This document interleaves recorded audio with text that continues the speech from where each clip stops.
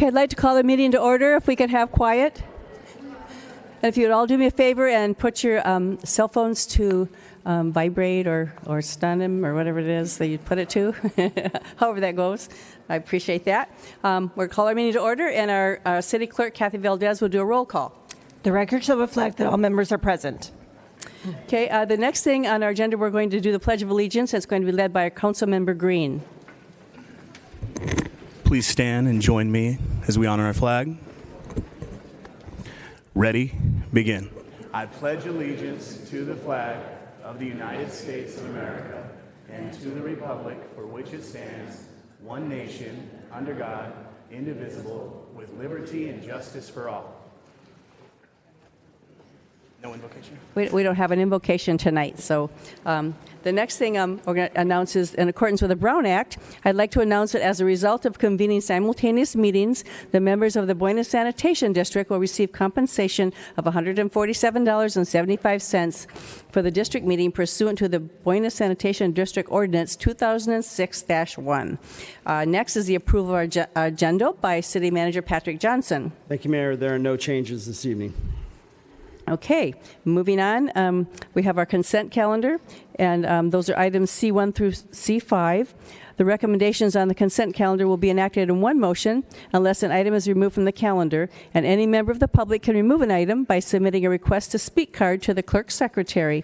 Items removed from the consent calendar will be considered immediately following adoption of the calendar. Do I have any from the... No.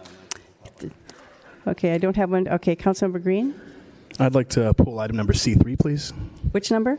C3, the Consolidated Annual Performance and Evaluation Report. Okay, and then Councilmember or Deputy Mayor Franklin? I'd make a motion that we approve the remainder of the consent agenda. Okay, I have a motion and a second. Please cast your votes.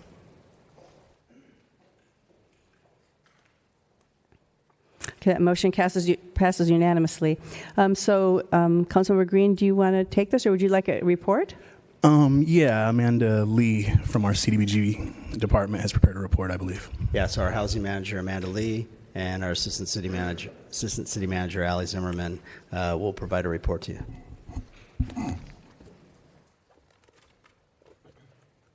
Good evening, Mayor and City Council members.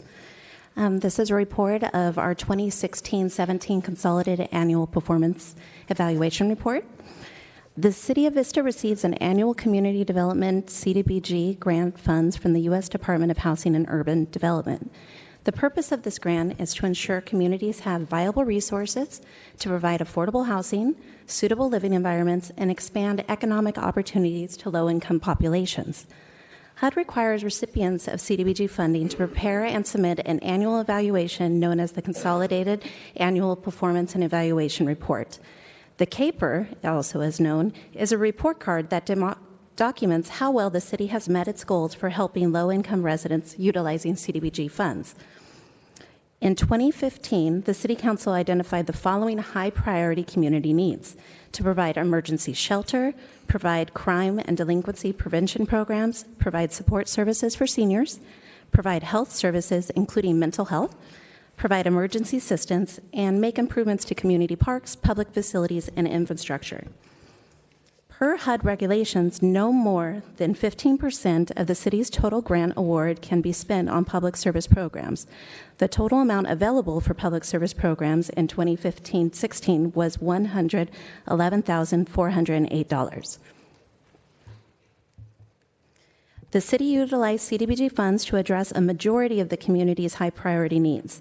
In the fiscal year 2016-17, Cdbg public service programs supported the following activities. Operation Hope provided shelter to 220 Vista residents. Boys and Girls Club of Vista assisted 134 Vista youth by providing them with skills to deter and prevent gang activity, crime, and delinquency. Interfaith Community Services and the city's Out and About Senior Transportation provided services to 627 Vista seniors.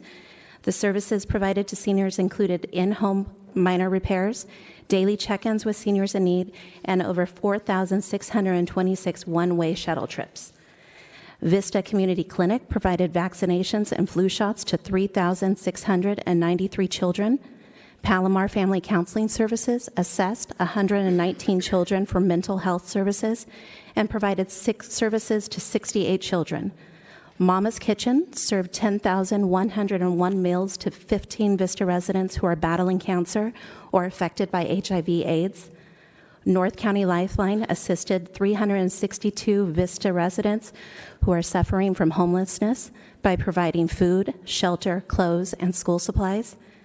Alpha Project connected with 125 homeless Vista residents to conduct comprehensive assessments, link them to housing navigation, and give them support region-wide. Legal Aid Society of San Diego provided fair housing services to 179 Vista residents, which included resolving landlord-tenant issues.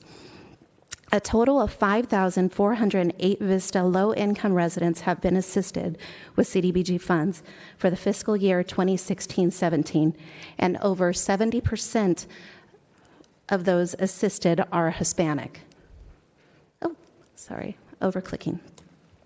The remaining CDBG funds went towards debt service, administration of the program, and fair housing.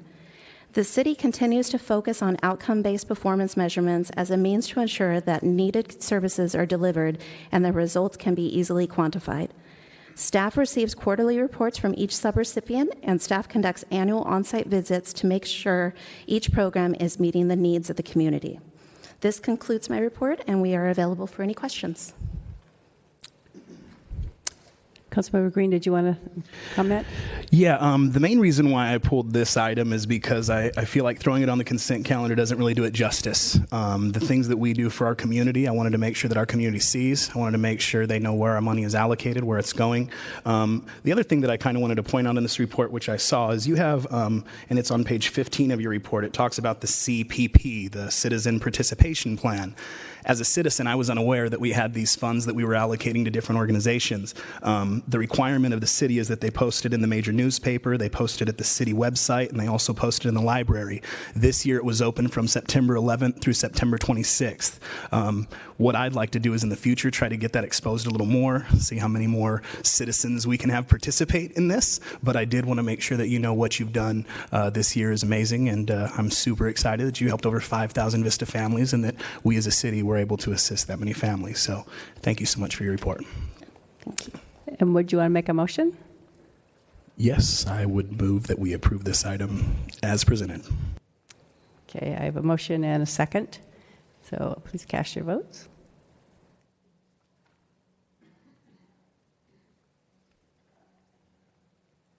That motion passes unanimously. That brings us to our discussion items. We have 4 discussion items tonight and a lot of speakers, so I would like to remind everyone that the Vista Municipal Code requires members of the public to observe order and decorum at the meeting and to conduct themselves in a courteous manner, like you're not at a ball game, okay? Guys. The ordinance was adopted to allow for public input and to facilitate city business without disruption of the meeting. So applause isn't appropriate during this portion of the agenda, and this is also listed on the agenda cover sheet. So with that, we are going to move into our first discussion item, which is D1, the certification of initiative petition on medical marijuana. And our city clerk, Kathy Valdez, is going to introduce the item. Good evening, Mayor and members of the City Council. The purpose of this report is to notify the Council that based on the certification of signatures by the Registrar of Voters, I have certified the initiative petition entitled An Initiative to Legalize Medical Marijuana, Cannabis, Businesses in the City of Vista, filed on August 9, 2017, as sufficient for the next regular election, which will take place on November 6, 2018. According to California Elections Code, Section 9215, the City Council must now do one of the following. A, adopt the ordinance without alteration tonight or within 10 days. If you elect to proceed under this subsection, it may be introduced and adopted. You may introduce and adopt the proposed ordinance, which is included in your agenda report as Exhibit 3. B, submit the ordinance without alteration to the voters at the city's next regularly scheduled election, again, November 6, 2018. If you elect to proceed under this subsection, you may adopt the proposed resolution included as Exhibit 4. Or C, order a report to be presented within 30 days. When the report is presented, the City Council shall either adopt the ordinance within 10 days or order the ordinance be placed on the ballot of the next regularly scheduled election. Should the council elect to proceed under this subsection, direction to staff is sufficient. That completes my report. I'm available to answer questions. Okay, and on this one, we have to choose one of those three items. I have one speaker, Peggy Walker. Did you want to speak on this, or do you want to speak on the next one, which is the our next item, which is the medical marijuana access? Where is Peggy? You're both? Okay, then, okay, come on.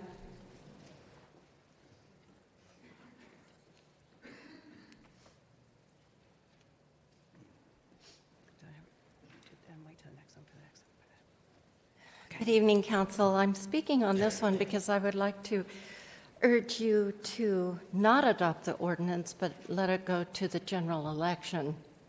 I'm here tonight because I have worked in tobacco use prevention education for 20 years, and I'm angry.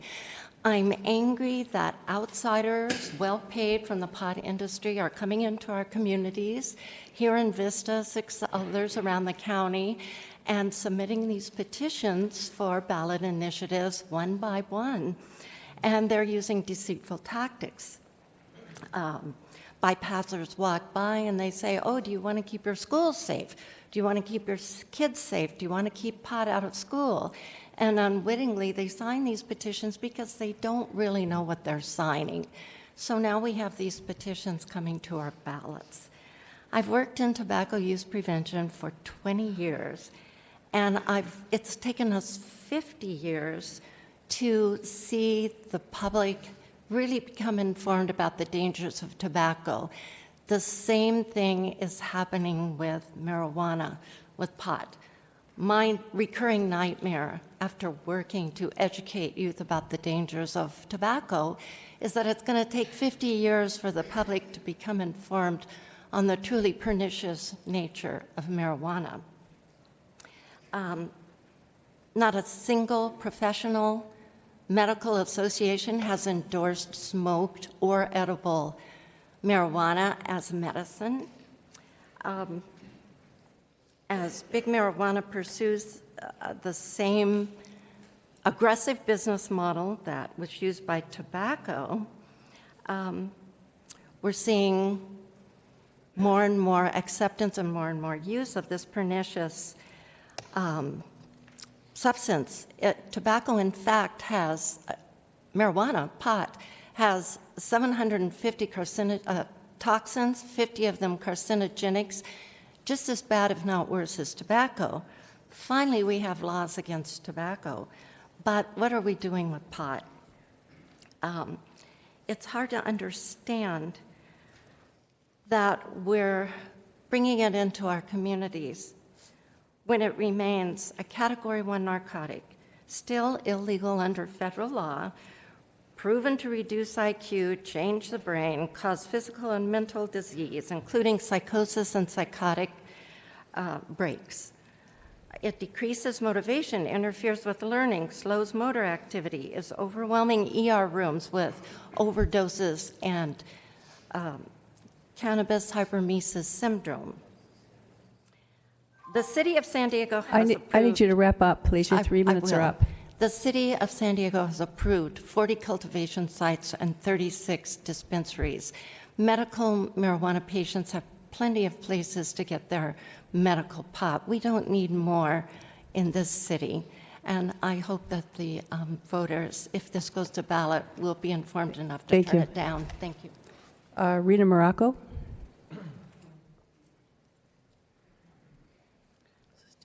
Hello, my name is Rena Morocco. I would like to respond to that. Please don't be fooled by these studies that are out there that prove all these horrible things that happen to marijuana users, medical or recreational even. It has been outlawed for so long that it's not been allowed to have been studied up until about 3 years ago. So any of these studies are not long-term, and there's no proof to them whatever. Most of these things are anecdotal. So I really, really would urge you to pass this through. There's no use in us spending the money on putting it on the ballot. The voters, this has been an issue now in the state of California for over a decade. I think voters are savvy enough. people that sign the petition. I think they know what they're signing. And I would like to point out that we have learned a lot from tobacco. One of the things that we've learned is that we can use some of the funds for permitting, and I realize I might be stepping on the toes of the next item, but we can use some of those funds for education purposes and to prevent new users, younger users, using it recreationally. Medically, though, there is forms of cannabis that don't get you high. I'm a cancer survivor, and this is something that really helped me when I was going through chemotherapy and radiation. So I really would urge you to vote with compassion, to understand that we do know what we're talking about here. Don't be fooled by some of these people that are coming forward with unfounded studies here, because there really is no conclusive long-term studying about the effects of marijuana. So it's a plant, it's natural, and there are people that need it. I'm one of them, and I don't do it recreationally. I do it, I like the stuff that doesn't get me high because it helps me combat the problems that I face as a cancer survivor and helps me cope with those. So please vote with compassion, and there's no use in us spending the extra money on an election here. Thank you. Thank you. Okay, I guess Deputy Mayor Franklin, that's all of our speakers. I can't help but agree with the perspective of this. Your microphone on? I think so. I can't help but agree with the perspective of the first speaker that we've got a whole generation of young people seated here before us who have grown up with an entirely different perception about smoking tobacco than we did when we were youths, and certainly dramatically different than the generation of our parents and grandparents who didn't understand the harms of using tobacco and inhaling the smoke into their lungs. And it does seem terribly ironic to me that we now have a massive movement to increase access to smoked marijuana that will absolutely fuel the next epidemic of lung cancer. That seems to me to be unfortunate, and a lot of work for us to do to educate the citizens. That said, I could go on at length about this as we have in the past, but I would offer a motion that we send this item without alteration to the voters pursuant to Section 1405 and allow the people's voice, the citizens of Vista, to be heard on this subject. There are strong feelings, and we know that the public has something to say about this. None of us here are necessarily medical experts or experts in any other regard other than our own life experiences. And I really think we owe it to the people who live in this city to give them the say on this. Councilmember Green. All right, so I reviewed the Citizens Initiative and the petition, and also all of the benefits that it claimed to have for the city. It's my understanding that other cities have adopted the ordinance and they have accepted this tax money, and that they were sued retrospectively. So it's my understanding that if we adopt the ordinance, although there's a promise of $240,000 per dispensary, plus or minus a little bit, per year, that we could ultimately not end up receiving that taxation, according to my city manager and city attorney. Is that correct, guys? Yes. So even if we were to adopt the ordinance as is, we couldn't guarantee that it would give the city the financial benefits that we're expecting out of it. In addition to this petition, we've also spent $35,000 on a citywide survey. The survey did come back that our citizens were favorable to medical marijuana within our city, which is the reason why the next discussion item is on here. But with all of the, digging that I've done on this particular, initiative per se, and looking at what the benefits and the harms are of this particular initiative, I feel like we're not going to be able to get the funds that are basically guaranteed us per the Citizens Initiative. The taxation that they're trying to promise us must be approved by voters. So with that, I would second Councilmember Franklin's motion to submit this on a ballot. One question I do have is probably for my city manager, is there a cost for this since it's on a general election, or what exactly would be the cost to our taxpayers? It's minimal. We can place items on the general election, and since it's already, I defer to the city clerk. We spend what, $35,000? Yeah, $37,000 a year when we have a general election. So it's minimal. It's just included in that. Okay, I definitely second the motion. Thank you. Councilmember Rigby. Thank you, Madam Mayor. When we talk about the people who signed the petition, and only because it was brought up, never before have I had anybody call me and talk to me about the fact that they had signed a petition to get something put on a ballot. But out of the 559 valid, well, those are valid signatures, but of the 8,230 signatures that were originally turned in, I actually got phone calls from 6 people telling me that they didn't read it before they signed it at the supermarket parking lot. They thought, based on the posters and what was told to them by the signature gatherer, that it was going to be a good thing. They signed the petition, and then they took the time later to read it and realized that's not something that they wanted in the community. And they called and asked, how do they get their signature off of the petition? Turns out there's actually a way to do that. You go to the county registrar of voters office. So I don't know if you can extrapolate anything from the 6 out of the 8,000, but I think that the people have a right to look at this ballot and read it and vote on it. I don't believe that we should be doing it as an ordinance that we adopt now, so I support the motion. Seeing nobody else that wants to talk about that, I would actually support the motion also, and so I will ask for cast your votes.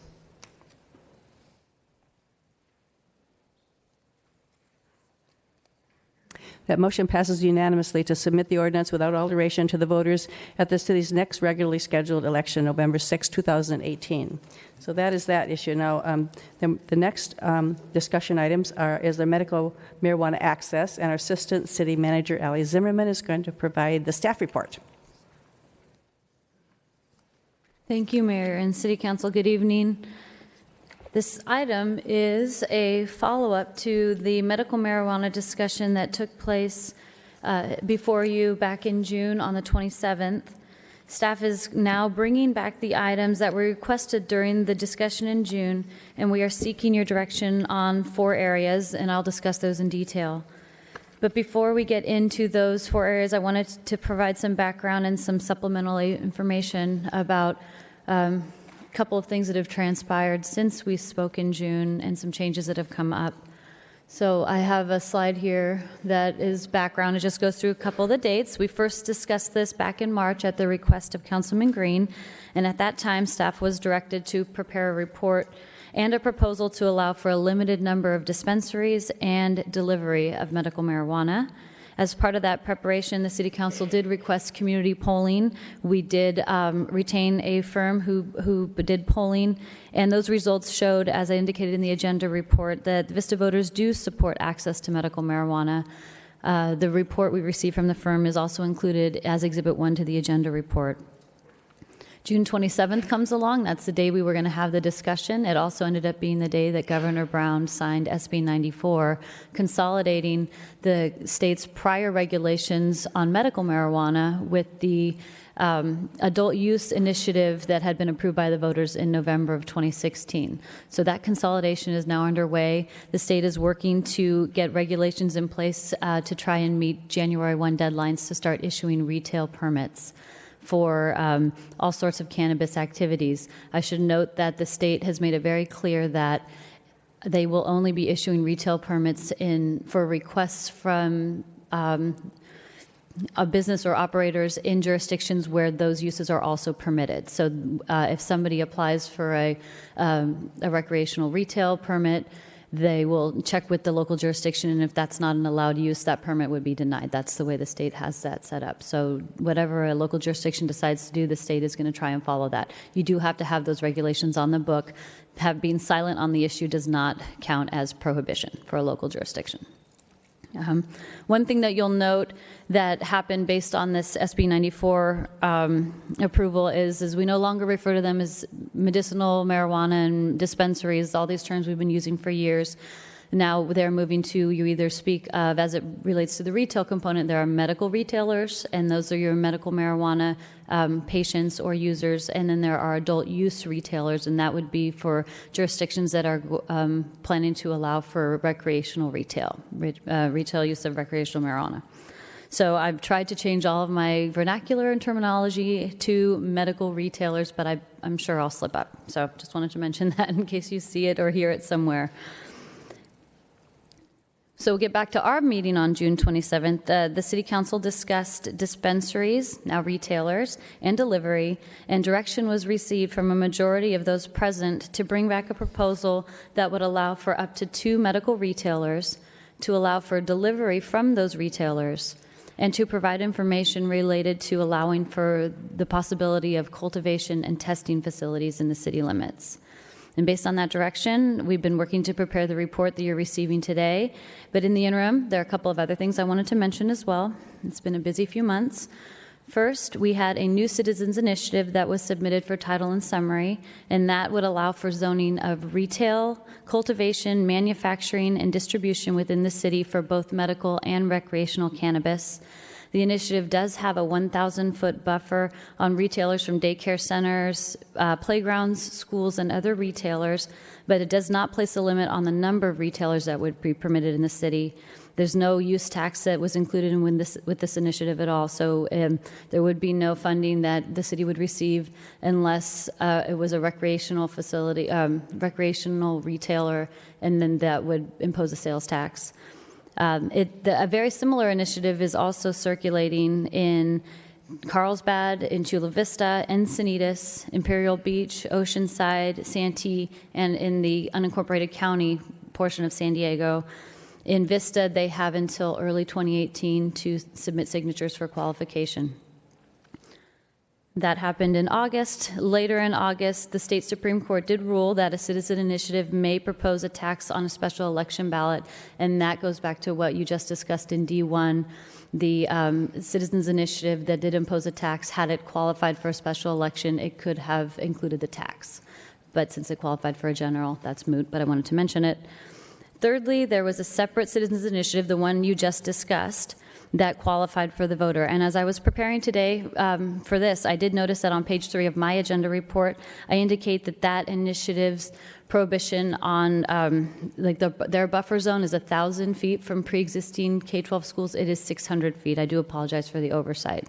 The initiative, as you did discuss, does impose a 7% special use tax on the medical retailers. I also wanted to mention how marijuana is playing out through the county right now. We just talked about the initiative that's circulated in the 7 cities in the county. The cities of Lemon Grove and La Mesa are continuing to work towards the implementation of their voter-approved initiatives that occurred last November. In Lemon Grove, the voters adopted an initiative to allow for medical retailers, and in La Mesa, it's for medical retailers and cultivation.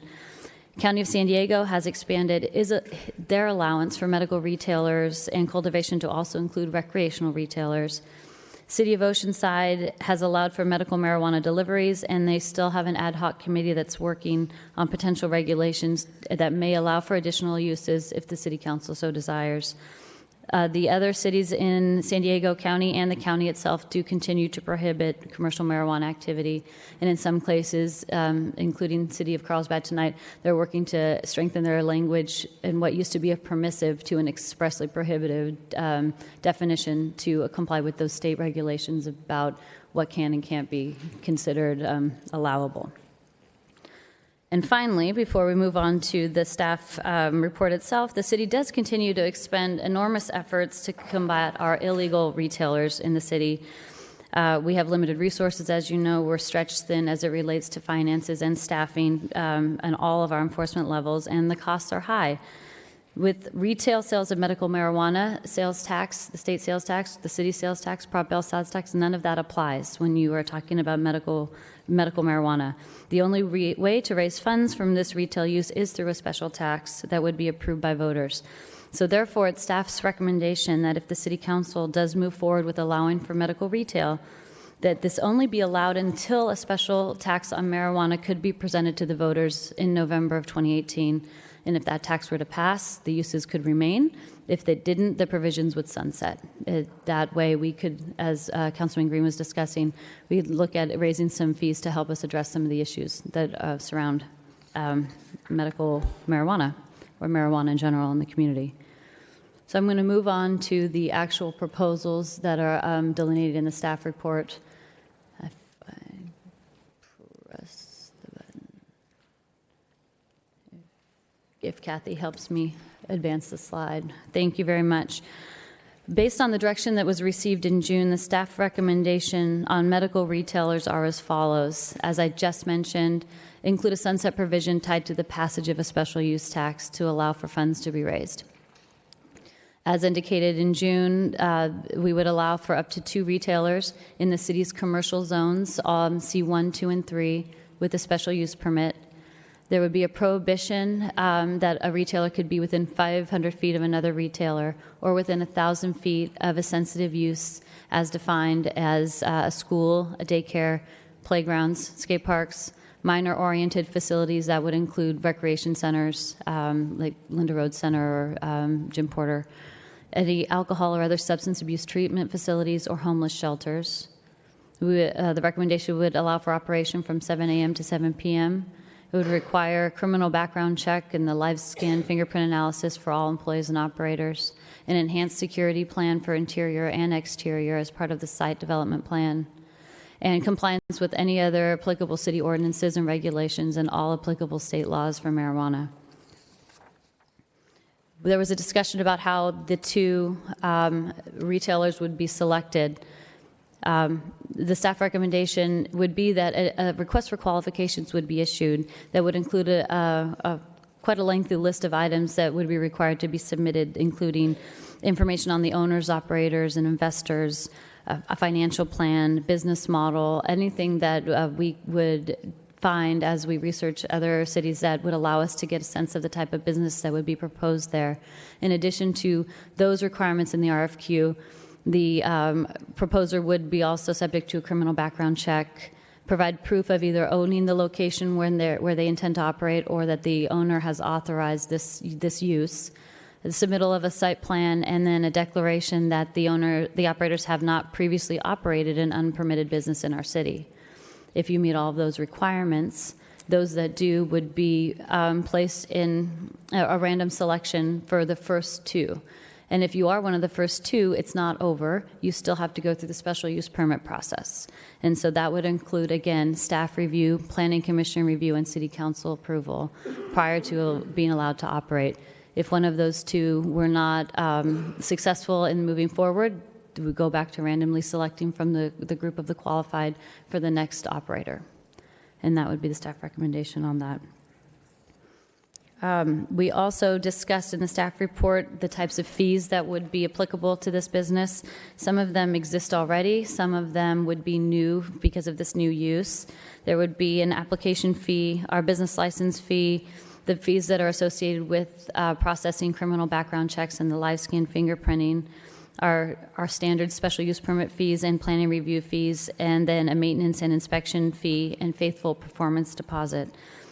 The application fee, the maintenance and inspection fee, and the faithful performance deposit would be new fees. The others already exist in the city's authorized uses. Therefore, if the City Council chose to move forward with this, when all the final items come back for authorization, it would include the city's analysis of the costs associated with providing these services and the fee that would be associated to cover those costs. Included in your agenda report are the draft maps, zoning maps, that with the buffers to show where the available uses would be. Again, these are as the uses exist at this moment.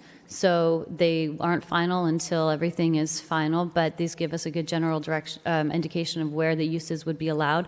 I included the call-outs here in case there were any specific questions about some of the areas. Again, these are all commercially zoned properties that are not within a sensitive use, 1,000 feet of any of the sensitive uses. So Section A, which is right here, generally is depicting East Vista Way towards the north end of town. Anything that's in the kind of pink squiggly is potentially a property that where a medical retailer could operate. Are there any questions about Section A? I have.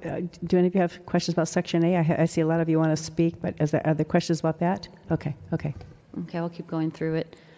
Let's see. I don't want to click if Kathy's clicking. All right, here's Section B. This is generally speaking the west end of town near Hacienda. Most of the options are Melrose Drive is at your top right of the small map, and then going west down the 78, you get closer to, for example, where the Costco is. Also some opportunities for commercially zoned properties that do not fall within a sensitive use buffer. And then for Section C, this one's a little bit tougher because it's most of South Vista. On the right-hand side, you have very South Vista along South Melrose, just south of Shadow Ridge. And then on the left-hand side is Santa Fe at about Mar Vista. And those are areas, again, where one of these two operators could potentially go based on all of the other criteria and conditions. I'm sorry, Madam Mayor, do you mind if I... Question. So just so I'm clear, it's not this pink slashy area. It's these little bitty, fruity bitties. Yeah, the fruity pebbles is what I call them. Right there. Pink slashy area are the special. Right. So okay. It is a buffer around a sensitive use. That's what I thought. Thank you. Yeah. So that, and I'll sum up at the end, but that covers the staff recommendation should the City Council choose to move forward with medical retailers. The recommendation on delivery is tied to that in that the marijuana deliveries would be allowed by the permitted medical retailers. So you would have you could have as many delivery drivers as permitted and fall under the category, but they would be essentially delivering from our permitted retailers. So in addition to everything you'd have to go through to become a medical retailer, your deliveries would be subject to the following conditions. You can only deliver to either the residence of the patient or the person's qualified caregiver. That delivery, the hours have been shifted to coincide with the operating hours of the retailer itself, so that those are consistent. And then, again, some conditions and licensing checking, background checks on those drivers, proof that they're 21, that they have the appropriate car insurance, that they've passed the criminal background check. And then if there are any other city ordinances or, again, state laws that are still under that regulation process they're working on, those would be applicable as well for delivery. The next two sections are the ones that were new when we started talking about other options in June. Cultivation and testing were both raised at that time. Cultivation, I wanted to just clarify, it's defined as the planting, growing, harvesting, drying, or processing of marijuana plants or any part thereof. It is allowed under state law if the local jurisdiction permits it. And this is something that we've done a little bit of research on this, thinking about the economics of the way our business park works, because if the City Council chooses to move forward, staff would recommend that this would be something allowed in our industrial zones. So that's mainly South Vista and the business park, and then a little bit up, maybe a North Melrose. We've got 24,000 people who work at over 900 businesses in our business park, and 30% of those people are Vista residents. So we have a lot of people who make their gainful employment in Vista. What we haven't done is a detailed analysis of how perhaps a cultivation facility might impact those jobs that exist right now, because that might drive a higher price and seem very exciting to a property owner if they could potentially bring in a cultivation facility and get a nice rate for their property. But I'm not quite sure if it would provide the same kind of job opportunities that we have in the business park right now. So if the City Council did want to move forward with this, we would highly recommend stepping back and taking some time with our economic development staff to really analyze what that potential impact might be in our business park. Should you move forward with it at that now or another time, again, we would recommend that they be permitted only in the industrial zone with a special use permit, that we very specifically clarify that they need to be in fully enclosed structures, no outdoor cultivation. And again, site plans, business plans, property owner consent, proof of all of your state licensing and compliance. The maintenance of records is something I've seen in a number of other jurisdictions that allow for cultivation, and this is an auditing trail of keeping track of how many plants are coming into the facility, how many plants are leaving, identifying those that died on site versus cultivated all the way through maturity. And so when you hear people talk about track and trace type regulations, those are the types that would go into that maintenance of records provision. Again, enhanced security for both the interior and exterior of the premises, because it is something that might be also very attractive to criminals, because these plants are highly profitable, and we will end every single one of these with requiring compliance with all applicable city ordinances, regulations, and state laws. Any questions on cultivation? Testing is a little bit different. The facilities are much more self-contained, and the level of employee is, I think, slightly higher because we're talking about people in the scientific and laboratory industries. It may require or merit some further analysis about the impact if it was allowed, but because it's product coming in for testing and then going out, it's a little bit different than cultivation. We would still recommend, if the City Council chose to move forward, that it maintain that this would remain again in the business park, require a special use permit so we can have a very specific and thorough review. Again, enhanced interior and exterior security, live scan fingerprint analysis of those operators and employees, and compliance with state laws, especially as it relates to health and safety, because the state is going to be the one identifying what standards in terms of the purity and potency of all of these products. Those maintenance of standards are going to come from the state. That's not something that the city would regulate it directly. Any questions on testing facilities? So this does complete my formal presentation. I've identified here what the specific direction we're looking for, and then after discussion and public comment, I can answer any questions. I can answer them now, whatever you would like, and then we'll go back over this again. But again, what we're looking for is your direction on whether we're to permit medical retail as proposed here in the agenda report, or with any modifications you may request, or to maintain our status quo. If you do choose to move forward with permitting medical, would you allow that component of the delivery to go along with the medical retailer, again, as proposed in the agenda report, with any modifications you may request, or maintain the status quo? And then the same thing with cultivation and with testing. Move forward to allow it as proposed with modifications or status quo.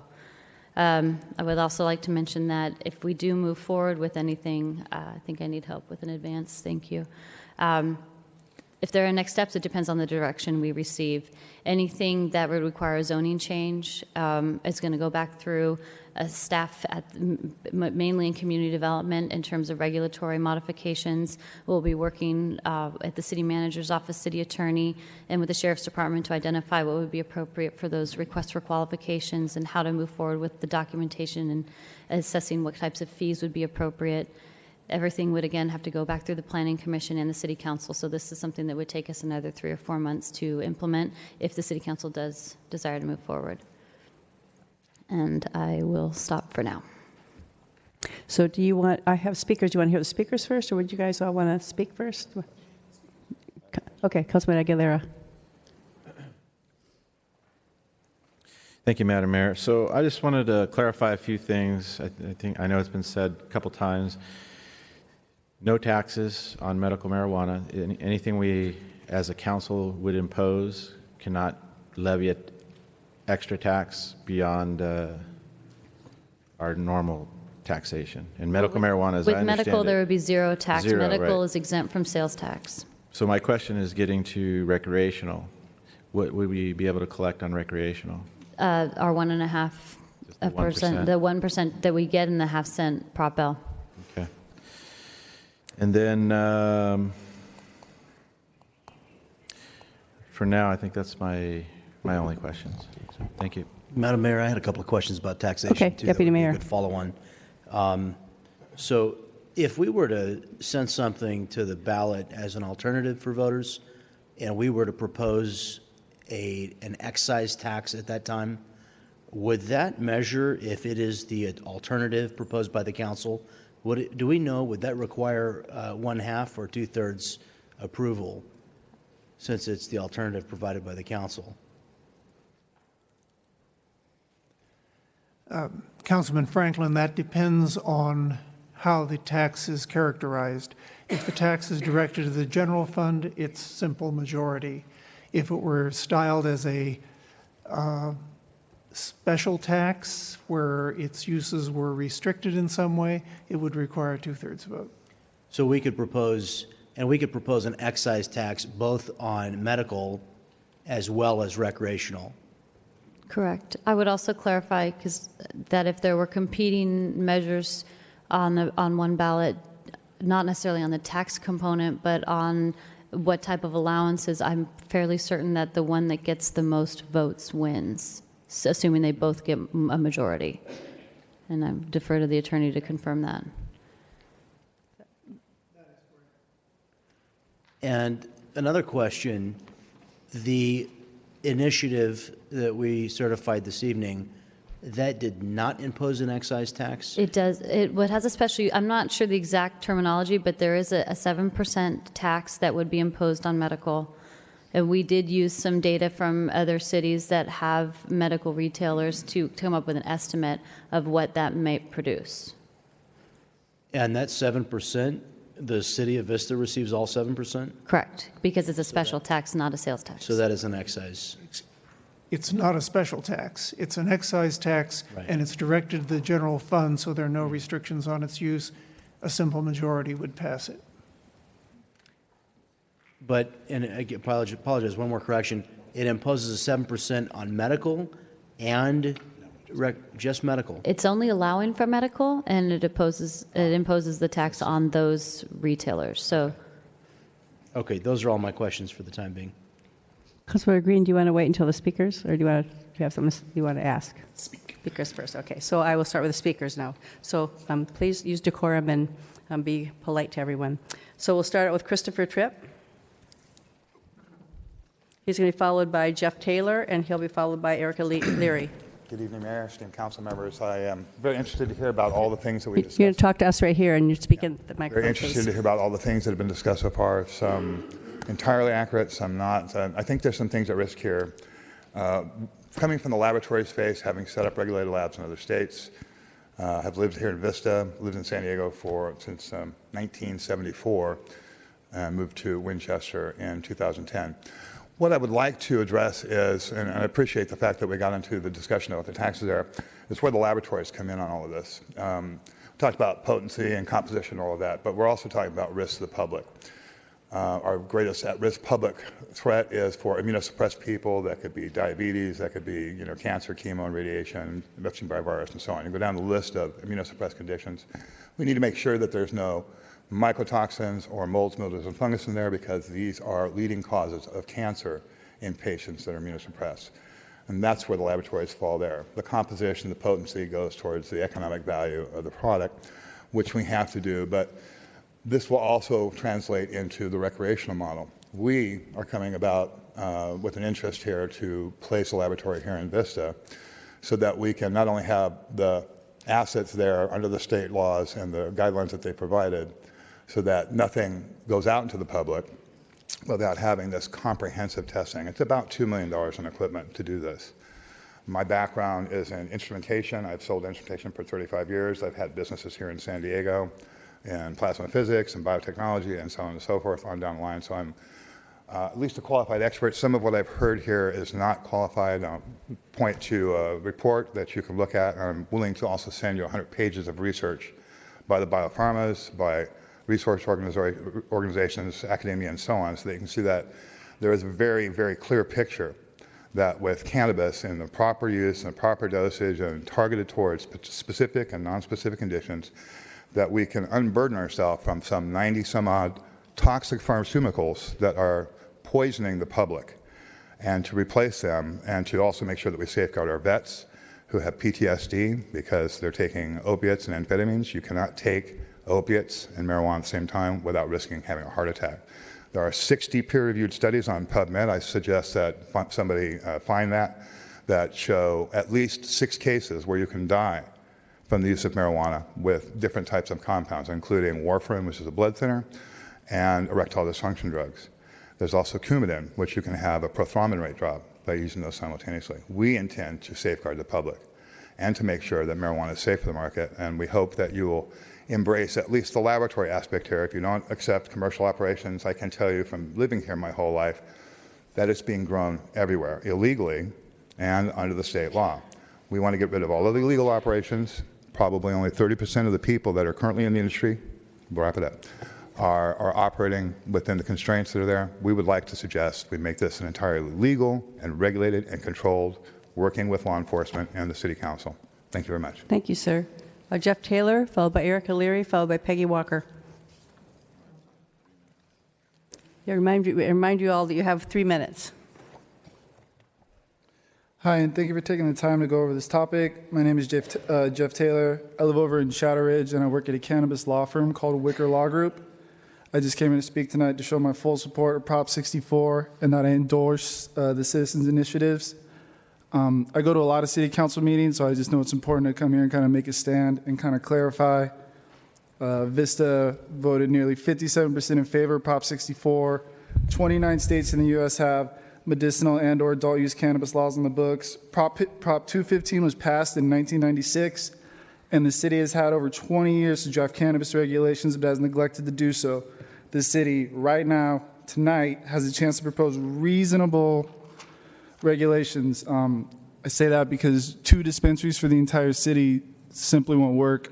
San Diego on September 11th sort of realized this, and they're allowing full industry. They approved 40 new permits for cultivation, distribution, manufacturing. I just kind of want to point out it should be readily apparent to the city of Vista, if the city does not make progress with fair and adequate regulations, the work will be done by the people. Thank you. Thank you. Erica Leary, followed by Peggy Walker, followed by Karina Contreras. Sorry. Good evening, Mayor and council members. My name is Erica Leary. I'm the program manager for the North Coastal Prevention Coalition, whose mission is to reduce the harm of alcohol, tobacco, marijuana, and other drugs in the cities of Carlsbad, Oceanside, and Vista through community action, education, support, and collaboration. At this point in marijuana policy, I have not seen evidence that regulation is working. The marijuana industry seems to be steamrolling ahead much faster than public health research can keep up. We've talked about the similarities with tobacco. Back in the 50s, over 50% of Americans were current smokers. And now it's taken over 50 years to get those health messages through and effective public policies in place. I've been attending Oceanside's medical marijuana ad hoc committee meetings, and they approved marijuana delivery services back in 2016. They currently have at least 1 licensed delivery service headquartered out of a dispensary in Santa Ana. Yet at each ad hoc committee meeting, they discuss how there are over dozens and dozens of illegal delivery services continuing to operate on weed maps. So when I question how we can expect to expand regulations to other businesses like dispensaries, distribution, et cetera, and expect that those rules will be followed, I'm told that it'll all get better in January when the state regulations are enforced, and yet we know the state agency is way understaffed and still making the rules up currently. Then when I Google about how regulations are working in Santa Ana, where a ballot initiative was passed that allows 20 dispensaries, I see stories that the city was sued over their lottery system of how they were going to issue permits to those licensed dispensaries. And then the licensed dispensaries have since filed lawsuits against all the illegal operators that continue to operate. So the chaos continues. Carlsbad and Poway are currently upholding their bans on marijuana businesses and awaiting further direction from the state. And personally, I think that might be the wisest choice to make. And come the November election, perhaps you do opt to put a countermeasure on your ballot, and by November, the voters will see how these state regulations and enforcement seem to be working. Thank you. Thanks, Erica. Peggy Walker, followed by Karina Contreras.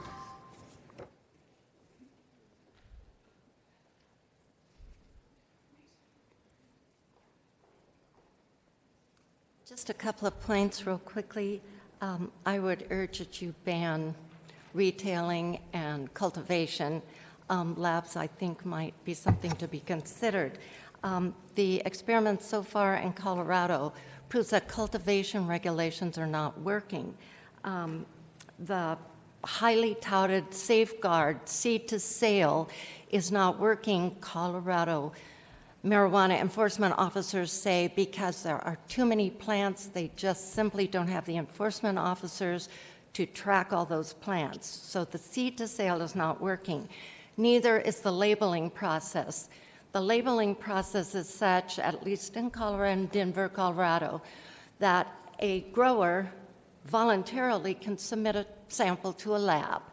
That sample is tested, and let's say it comes out 18%. So he makes his labels. Well, subsequent harvests come in, and he can keep using that same label, regardless of what the percentage of THC is. So the buyer doesn't know what he's getting. We don't know what's going in that product. Buyer beware. And this is very important because this was just published this month. UCS Davis researchers found that dispensary weed samples from Northern California had multiple bacterial and fungal pathogens, including E. coli, and I won't go through the list of strange names, but so widespread they could lead to serious infections and even lethal illnesses. So it seems to me that those places that are experimenting with cultivation regulations, those regulations are not working, and I would urge you to really look closely at what's happening with those. Thank you. Thank you. Karina Contreras, followed by Rena Morales. Or Morocco. Sorry, Rena.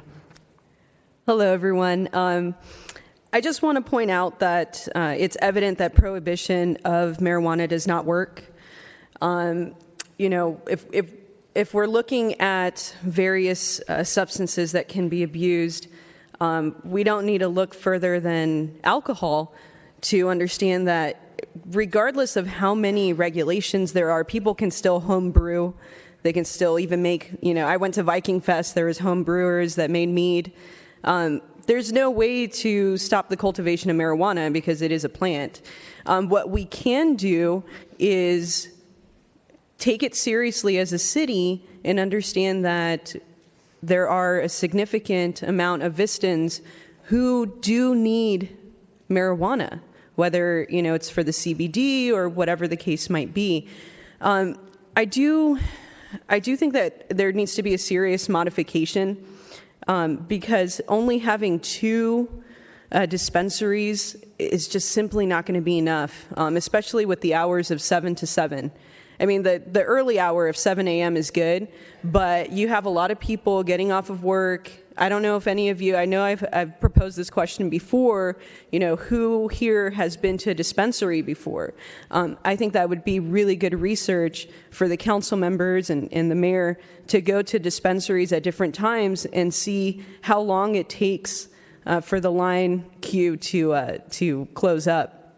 So, when we're talking about safe access, we do want to make sure that the marijuana is being tested. Not only does that create temporal and spatial links in our economy, but it does ensure safety because trust me, people that use marijuana want to have safe marijuana. This is a plant, again, that has been utilized by humans and other animals for a very long time. And I don't personally know of any research that has pointed directly to any person dying due to marijuana use. But just to wrap up, this is something that needs to happen. We're never going to be able to control it because it is a plant that grows from seed.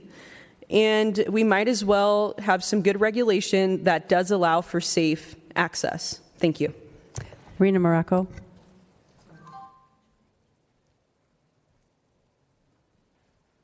Well, Karina said a lot of what I feel. So I would like to reiterate, 2 dispensaries is not enough for the city of Vista. I live rather close to a dispensary that's open 24 hours a day, and there's no impact on the neighborhood. It's not like it's some sort of, there's bars that cause more problems than this dispensary. So I would urge you to at least four dispensaries, preferably more. A couple notes that I made. Is that we want to avoid creating a monopoly. 2 dispensaries creates a monopoly, and if you give them delivery, that's basically a monopoly. For someone like me that has a medical need for it, I'm going to be paying through the nose. I'm going to be at the mercy of these dispensaries instead of the free market. So I would say that maybe delivery should be a separate entity.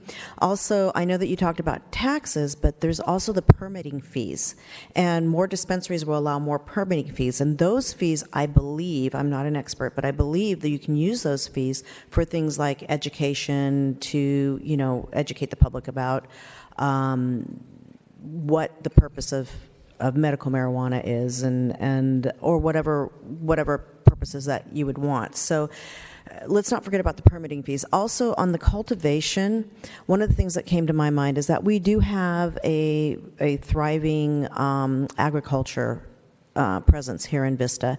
I would say it would only be fair to give the existing Vista farmers that are growing other forms of plants, agriculture, first dibs at being the growers here. Let's try to keep as much of the business in Vista as we can. So that's something that came to my mind. I also hope you make provisions, though, for people like me who are patients that I don't grow my own, but if I ever needed to or ever wanted to, that is the state law that I'm allowed to do that. So let's make sure that we keep those provisions safe. And let's see, those were my main points. So thank you. Thank you. That's the end of our speakers, and so I will go back to our council, and I'll go to Councilmember Green. Okay, lots and lots of thoughts. Thank you guys all for coming and speaking and giving us your opinion on this. My first questions are going to be for our Assistant City Manager here, Ali Zimmerman. You talked about the different types of fees that we could collect. Although we can't collect special taxes on any of these medical marijuana retailers, there is an opportunity to collect fees. Some of these fees would be new fees that would be implemented. Does that mean that the amount of the fee is at our discretion? Councilman, it is at our discretion, but there has to be a nexus between the service that's being provided for which you're collecting the fee. Wouldn't it be based off of the revenue generated typically? I mean, are you able to base that fee off the revenue that could be generated? No, it typically needs to be a flat fee or a sliding scale based on either a flat fee for the service or, for example, if you didn't know if it would take 1 hour or 5 hours, it could be sliding that way, but it can't be linked in a percentage way. So business licenses are typically linked in a percent. I know that's a very small fee, but they do involve calculating a percentage, but they are not that type of fee, and they were established quite a long time ago, I believe. Yes, our business license fees actually predate Proposition 218, which you will recall is a constitutional provision passed by the voters, which says that our fees have to equal our costs. So we're not permitted to charge large fees because we'd like to do something fun with the money. That's called a tax, and when you do that, the voters have to approve it. The voters in 2018 November will have a opportunity, presumably, to approve a 7% excise tax on medical marijuana. There could be a competing initiative that would apply a tax also to recreational marijuana, but we can't accomplish those taxes in the guise of fees. The fees have to be related to our costs, and as you will recall, typically when we enact fees in the city, we have a study that tries to go behind the scenes and see what it really costs us to do those things. That's not to say that in this case there would not be substantial fees. There's a lot of work actually involved in the marijuana area, but it is nothing comparable to what a tax would provide. For example, in the city of Los Angeles, their voters enacted a 6% tax. So that generates a substantial amount of revenue. However, their license fees, their business license fees, are relatively negligible, as are ours. And once I think you can receive a tax, I don't know that those fees. This is my question: is you had 3 new fees that you mentioned. You mentioned the maintenance and inspection fee. One question on that is, would that be a recurring fee? Is that something that we would inspect regularly? So correct. There were 3 fees. The RFQ application review fee would be the single time you submit a request under the request for qualifications. The annual maintenance and inspection fee would be annual. So we would establish the time spent and the costs associated with the maintenance and inspection, and that would be recurring annually. And then there was a third proposed fee. The performance deposit? The performance deposit, that would also be one time. And again, potentially whether or not it needs to be replenished would be established through the council. And do we have any idea what the fiscal impact would be on these, or have we not even guesstimated at what those would actually be yet? I haven't made a guess.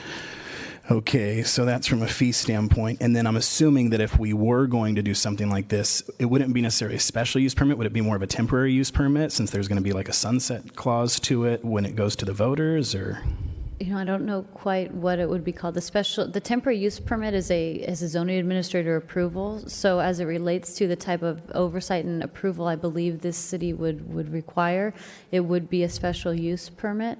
Okay. And we can obviously charge for that. There's a fee established for that, yeah. The other question that I had was regards to cultivation. Is there any taxation that would be collected and on cultivation as they were selling the product to the dispensaries?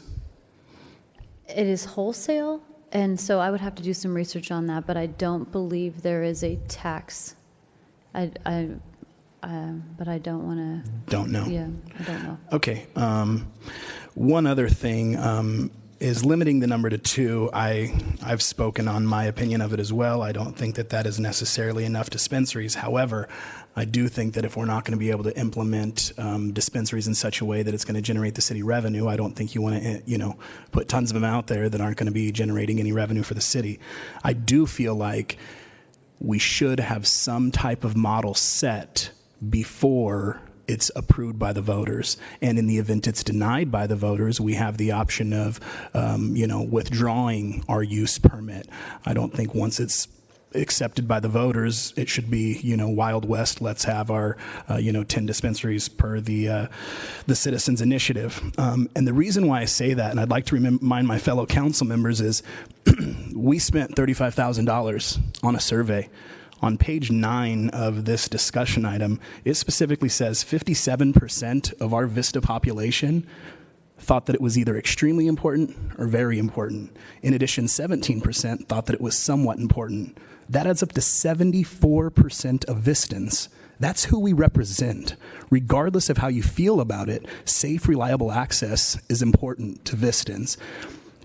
These proposed guidelines that the staff has come up with, they're very, very, strenuous on anybody who comes into town. If they can really comply by all of these guidelines, and provide safe, reliable access, even for a limited time up until the point of it going on a ballot, I don't see any reason why we wouldn't want to create some type of model in preparation, especially knowing exactly what our citizens want. It makes absolutely no sense to me to not do what our citizens want. We spent the money to try to find out, so why would we not do what they want? I understand we can't tax it until the general election, but I really feel like we need to have some type of model in place. We can generate some type of revenue. We can, perform routine maintenance inspections. It'll give us a better idea of how much they're making, I would assume, if there's, if we have to check all their books and things, whatever it is that's proposed in this ordinance. But I really feel like we should proceed with the two as we initially recommended, with the sunset clause based off of the, general election and what the voters actually end up doing. So I just wanted to make sure, that all of my colleagues just kind of remember, what we're doing and why we do it. So that's it. Thank you. Councilmember Aguilera. Thank you, Madam Mayor. That thought went through my mind as well, except for I'm thinking from a business standpoint, not sure that a business is going to want to invest in Vista for the next 9 months or a year, let's say. It's a lot of startup costs. I think most of these businesses that I've spoke to plan on investing here in the city, having nice properties. Most of the properties that they're probably looking at are $1 million plus. So I just don't think that that's really a good idea. The reason I wanted to speak is I wanted to get some questions about testing in laboratories. I think no matter where this conversation goes, I think I would like to see staff do a little more further research into that, finding out what that entails, how that would affect our business park, because I'm assuming that's where we would allow for that, and see if it would have some sort of an impact. I don't think it would, because I think we're just talking about testing and research.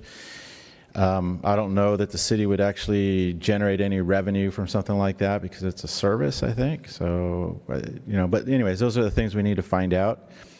I think that down the road, we're looking that, somebody besides San Diego is going to start approving this. We might as well have at least the facilities to test it and see what, allow for that. So that's really the only thing I think right now I'm ready to support, because I really feel that we need to give it to the citizens. And I've heard, and I know that I've seen the study, and I've heard all the numbers, but I also understand that when people get into that ballot box, when it's actually impacting their community, their direct community, that sometimes they will vote differently. So I want to know. I want to know, and the best way to do it is put it to the people.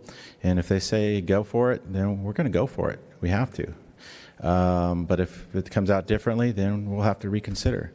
And I do disagree with the notion that it doesn't impact residences. I think that was mentioned earlier. I got several emails and texts and phone calls to the contrary from illegal dispensaries that were in neighborhoods, and they don't belong there, and they don't belong by schools or churches or safe homes as well. So anyways, that's my feelings. I think you understand where I'm coming from, and I'd like to hear from the rest of council. Deputy Mayor. Thank you very much. I too have taken numerous phone calls from residents who live in close proximity to illegal dispensaries and have been on the receiving end of some very emotional pleas for help because those homeowners felt that their neighborhoods had been terribly negatively impacted. So making sure that these businesses operate in places that are not detrimental to neighborhoods is absolutely vital and pressing concern to us. I don't think it's been any secret that I'm not a fan of legalized retail sales in Vista. I did have a meeting recently with an individual who's maybe a former owner, operator, and potential future investor in a business or wants to be an investor in a business. They're a constituent of mine. That's why I met with them. And they did give me some interesting ideas to think about. You know, and I'm going to, on to the next sort of thought is if we're going to allow retail in any form, then I don't know that I particularly, I certainly don't find testing facilities to be more objectionable. I would find them to be less objectionable. And so I might not be totally resistant to the idea of allowing some quantities of, and when I say allowing, let me just from the beginning say, whatever gets done here, I want the voters to make these decisions. And I will be voting no for retail when this comes to me on the general election ballot in November of 2018. I don't think it's the right thing for our community. However, I am going to absolutely play a constructive and meaningful role in suggesting what an alternative that might be in the city's best interest for those voters who clearly, as Councilman Green pointed out, have clearly expressed that it's their interest and desire that we have access to marijuana in Vista. So having said that as a preface, what do I think that alternative should look like? Quick question. Can we charge a tax on the revenue to a testing facility? I do not know that, but we can find out. Yeah, well, that's something. I don't know if it's considered a sales and use where the regular sales tax, or if call it there's an excise some tax on a on a again service, or with, I don't know with what, the voters, we could potentially put something on a ballot.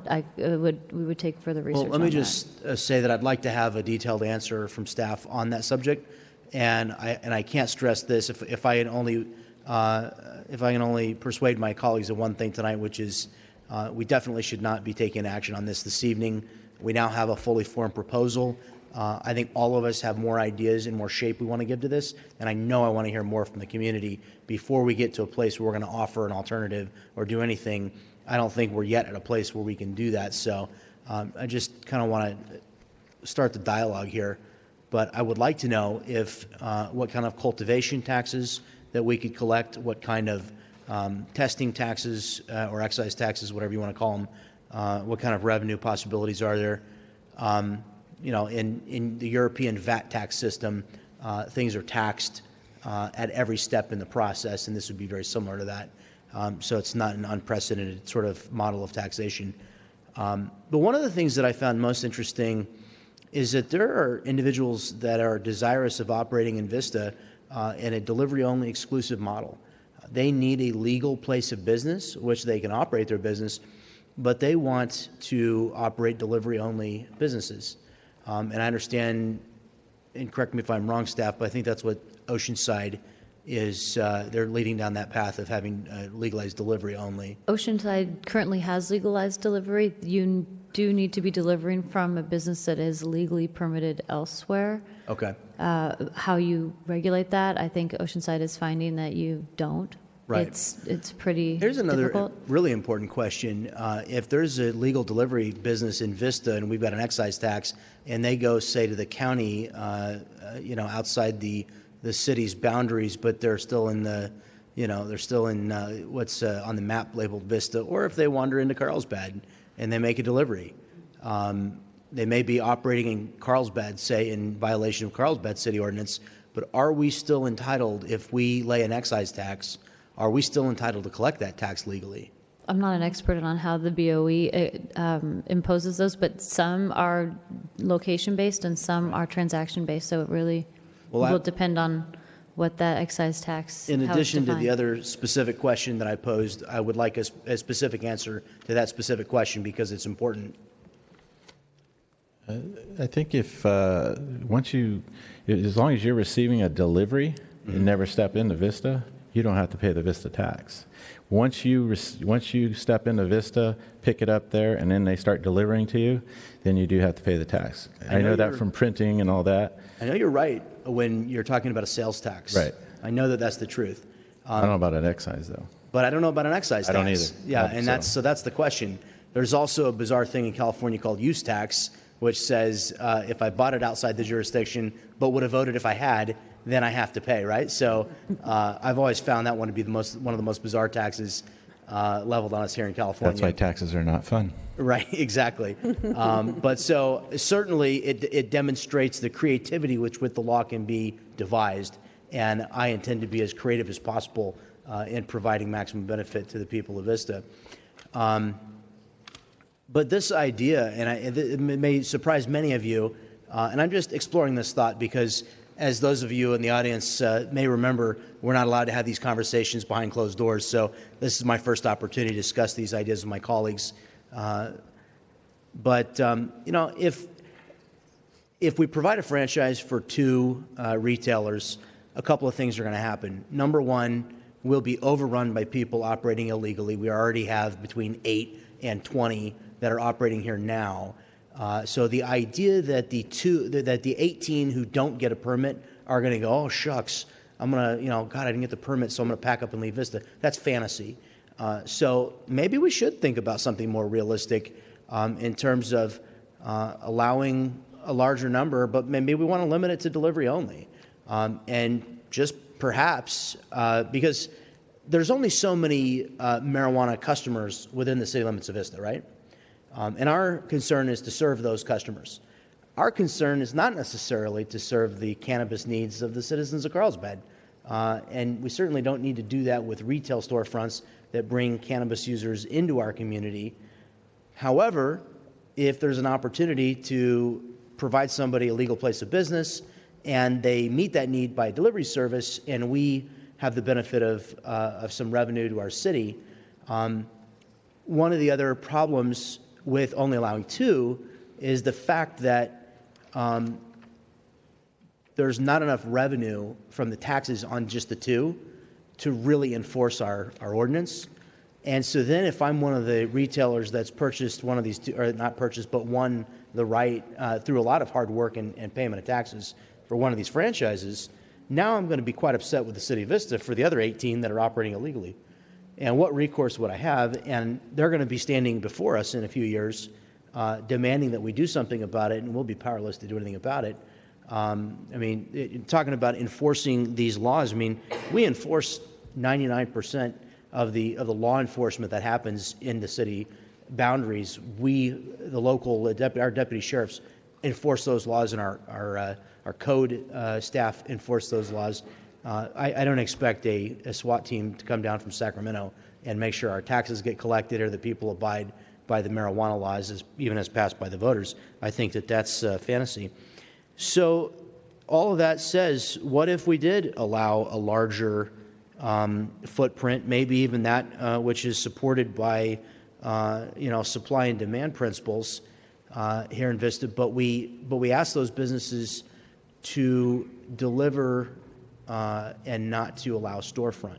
Because if we don't have a storefront, then we're not creating an attractive nuisance in our city that brings people here that, frankly, in some cases, there's a lot of good people that are using cannabis, and there's some bad people, which is the concern that we're all thinking about. Some bad people, whether that's 1% or 10% or whatever the number is irrelevant, there's some quantity of people that are going to bring crime and other things that are unwanted. But if we did a delivery-only model as an alternative to the voters, and that's what they selected, now we've got a situation where we're not inviting any unwanted activity to come to the city of Vista, but instead we create a model where perhaps we've got a real revenue opportunity, and if we allow most of the people that, not all, people who meet all of our stringent criteria, but we make it a little bit more market-based.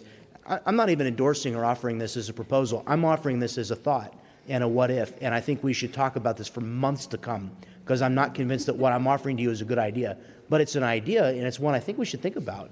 There is an opportunity there, and I think if any person they get their favorite marijuana retailer I ran out of deodorant this morning. I said to Alexa, reorder deodorant. And she said, based on your past order history, you ordered this type of deodorant in a 2-pack for $4.98. Can I reorder it for you? I said, yes. And 2 days from now, magically, deodorant's going to arrive. That's technology. That's the way of the future. I bought 2 pairs of pants this morning on the internet also. Did that from my desktop at the office. I don't need to, and I don't even want anymore to go buy things that I buy regularly, I won't do it. I want those things delivered to me. Technology could allow us to say, hey, we've got a great we've got a great industrial base here, and maybe we think about this more as an industrial business problem or a regulation scheme than a retail one. Changes the equation a lot. So I'm just offering those thoughts. Maybe there's some logic there, and maybe there's some significant revenue opportunity. Our citizens a lot of times don't understand why we don't have the tax base that an Oceanside or a Carlsbad or an Encinitas does. We don't have a lot of multi-million-dollar properties. If this is going to happen, and if it's what the citizens of Vista want, then I think the other citizens of Vista and all the citizens of Vista should have some extraordinary benefit from it. And I'd like to go to 8% at a minimum instead of 7%. And if we thought we could get it 9%, but I'd like to at least say, let's be bold enough to go for 8% instead of 7%. I don't think anybody would squawk at a 1% difference. It's already a 0.5% more expensive to buy anything in Vista. So, certainly we could go to that extra 1%. But those are my ideas at this exact moment in time. Thank you. So would you want to ask the city to look more into that? Well, I would definitely like the staff to answer the specific questions I have about revenue, because when I think we've heard from 100 people that have come before us that have been in favor of this, and a quarter of them have talked about the revenue possibility of the city. Clearly, it is a strong central argument of those proponents of cannabis in Vista that there's a revenue opportunity to Vista. If this is an opportunity to strengthen public safety, if it's an opportunity to have enough funds that we can meaningfully enforce the laws relating to cannabis, maybe that makes some sense. But we really need to spend some time looking at what that means and whether that's just a horrible idea I'm having right now or whether there's some sense to it. But yeah, I mean, I would like us to talk about these ideas. We have until November of next year. I think it's a mistake if we do anything before that. I believe we should offer an alternative to the voters, let the voters decide what the voters want. But I think we have a long time between now and November next year. Let's really create the best piece of legislation that we've ever created up here in my tenure. Let's give the people a really wonderful option. Let's work with the whole community, the folks who are pro and the folks who are against. Let's get everybody involved. Let's bring the community in and let's make a real community-driven alternative that really meets the needs of the community and really provides some benefit. And if the voters determine that they want to legalize retail marijuana in Vista, which as our polling demonstrates, they have at least a cursory desire to do so, then let's make sure that we do it in a way that benefits everybody and that really is intelligent, and let's consider all the options. Okay. So because the city needs information on, I think, from each of us on retailers, cultivation, delivery, and then the testing and research. Now, I don't know if do you need a motion on each of those things? I think Is that how you're going to do it? after council comment, we can go ahead and Ms. Zimmerman can walk through that for you. Yeah. So you don't need a motion. So that's the answer on delivery. Why don't we go through council comment and then determine how the council vote on each issue. Oh, okay. Councilmember Green. So like you said, we don't get to talk about this behind closed doors because of the Brown Act. So a lot of this stuff they're saying, it's the first time I've heard him say it. So Councilman Aguilera, you stated that I got your stance, and what I wrote down was that your stance was that nobody would want to invest in these 2 dispensaries because it'd be a 9-month, thing. So you think that if we moved forward and said, hey, we'll allow 2, nobody would want to do that? I'm sure you'll find somebody, yeah. But you're probably not going to find the people. You're not going to find the kind of operation that John's discussing here, Councilman Franklin's discussing, a quality operation. I mean, going in, you're not going to find a place to lease for 9 months that's going to be professional and quality. So it's going to be a huge risk. Someone's going to enter into a 3 to 5 year lease minimum, or purchase a property. I've had people come to me that are looking at purchasing properties. Yeah. And we're talking $1 million. Yeah. So I mean, they're huge investments, not including what they have to do to the building itself. So I just don't think it really makes sense. Yeah, and I think, Councilmember Franklin even talked about, hey, let's start the dialogue. Let's have more dialogue. We've had so much dialogue on this. We've done so much investigation on this. I think the reason why you have people willing to buy properties and people willing to sign up for 9 months of service is because they're that confident that the initiative will pass in November. And my feeling is that if, once again, if we create some type of mold, and they are going to be reliable businesses because of the, constraints that our staff has put on them. If they're not going to get approved. So if people step up and they're going to do everything that staff says, in my opinion, staff has put really strong constraints on them, and they would be reliable businesses. So, I mean, if your only reason for not, if there's another reason. No, the other reason is we can't tax it. Okay. Anything we impose today we can't. Exactly. And that was my biggest problem with it, is that we can't tax it. But at some point, I want to stop being about the bottom line and start being about the people. And when we have 74% of our people saying that it's either very important or somewhat important, we can generate some revenue off of it in the form of, there were 9 different, fees, processing fees, maintenance fees, security deposit fees, business license fees. There were 9 different fees that our assistant city manager listed there. So I think there is some type of revenue. It's not tons of revenue. The other item that I want to talk about is in the agenda report. When you read it, it specifically states the conservative number on the Citizens Initiative is $240,000 per dispensary. Times that by 10, that's $2.4 million money that our city would get annually. At $276,000 per officer, that gives us another, 6 officers on the street, if that's what as a council we decide to spend that money on. So when it actually goes to the voters and it does start generating revenue, that is definitely something huge that our community is going to get in the form of additional public safety.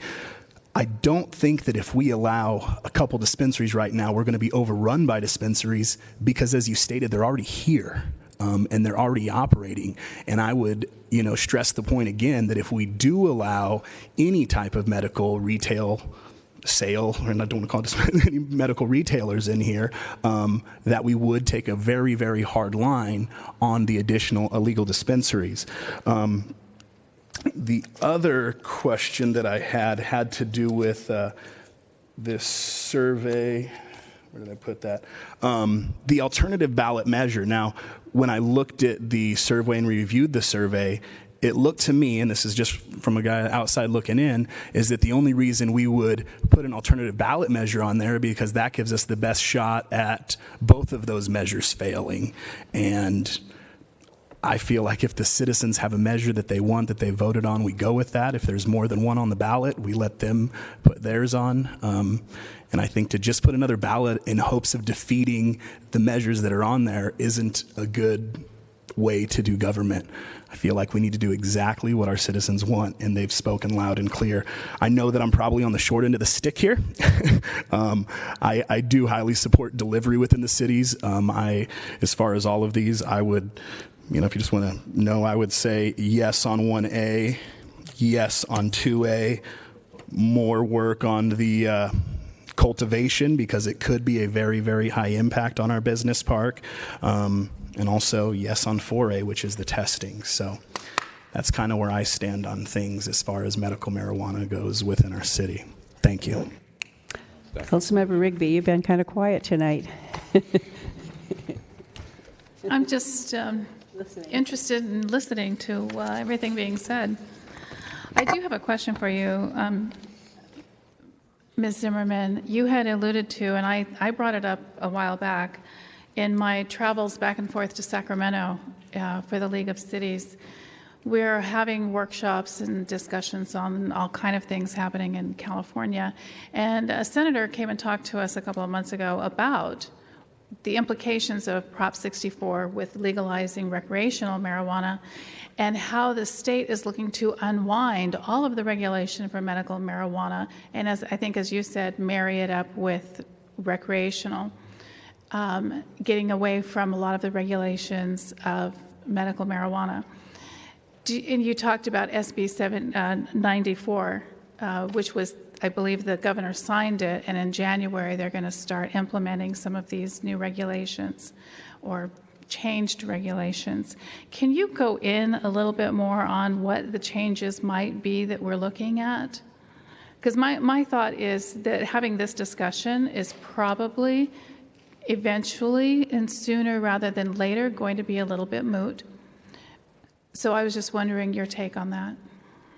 Well, what I would say first and foremost is the passage of Prop 64 allowed the voters spoke statewide and voiced their favor for the allowance of recreational marijuana.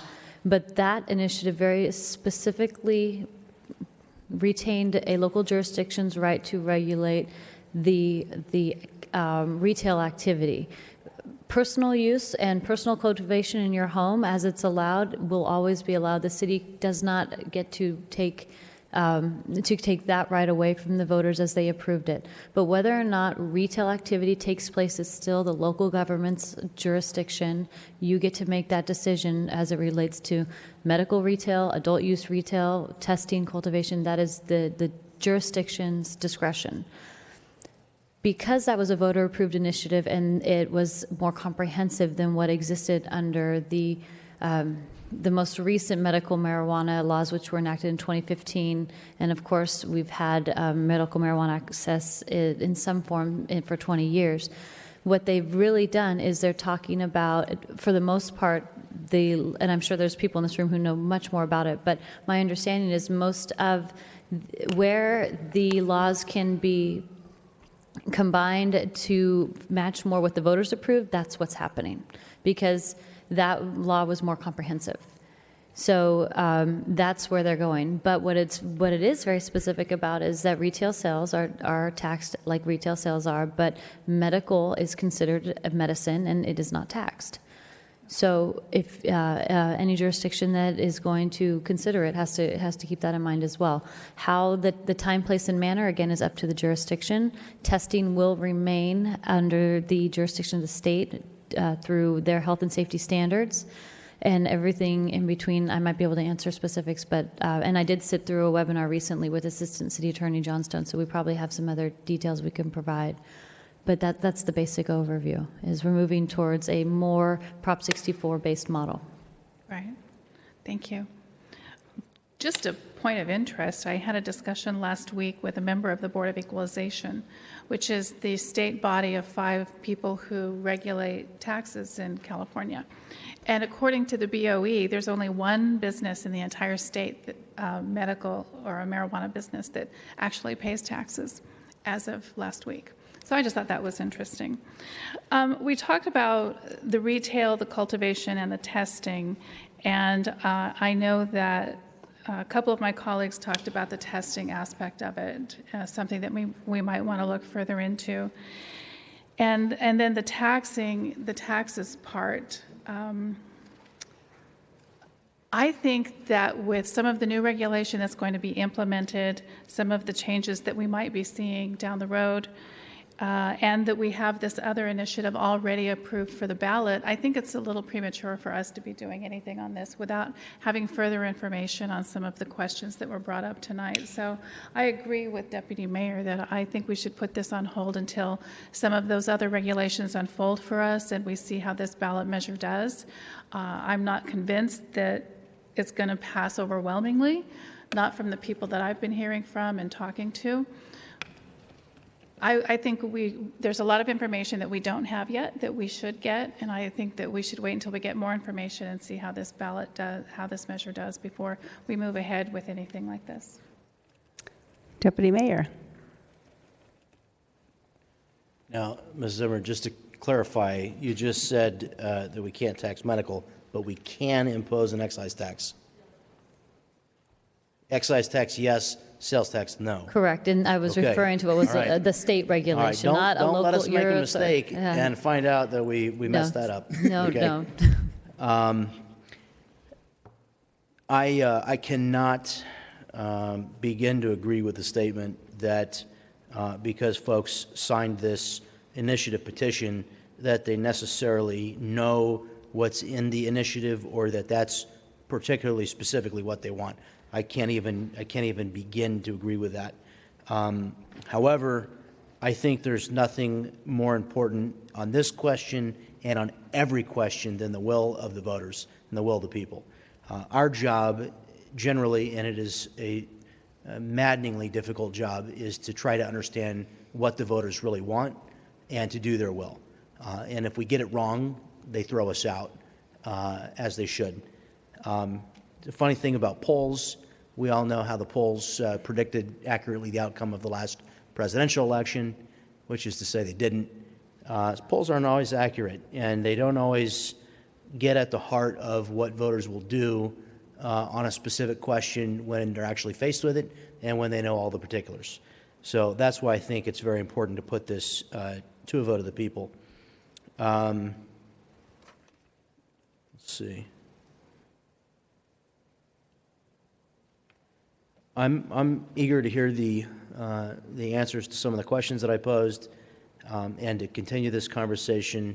I hope that folks from the community will reach out to us and share their thoughts. And I look forward to the correct and legal venue to hear more from my colleagues on these ideas, because perhaps there are opportunities to do the people's will and to make sure that we can meaningfully enforce, maybe there's win-win here, and I'm certainly, I like win-wins, even if I don't particularly agree with all of the subtext. So, thanks. I'm going to jump in here because I keep going around and around, but I just want to say that I agree with Deputy Mayor on the delivery. I'd be interested in more information on that and some of the tax implications on that part of it. And I also am interested in the testing in the labs, more information on that.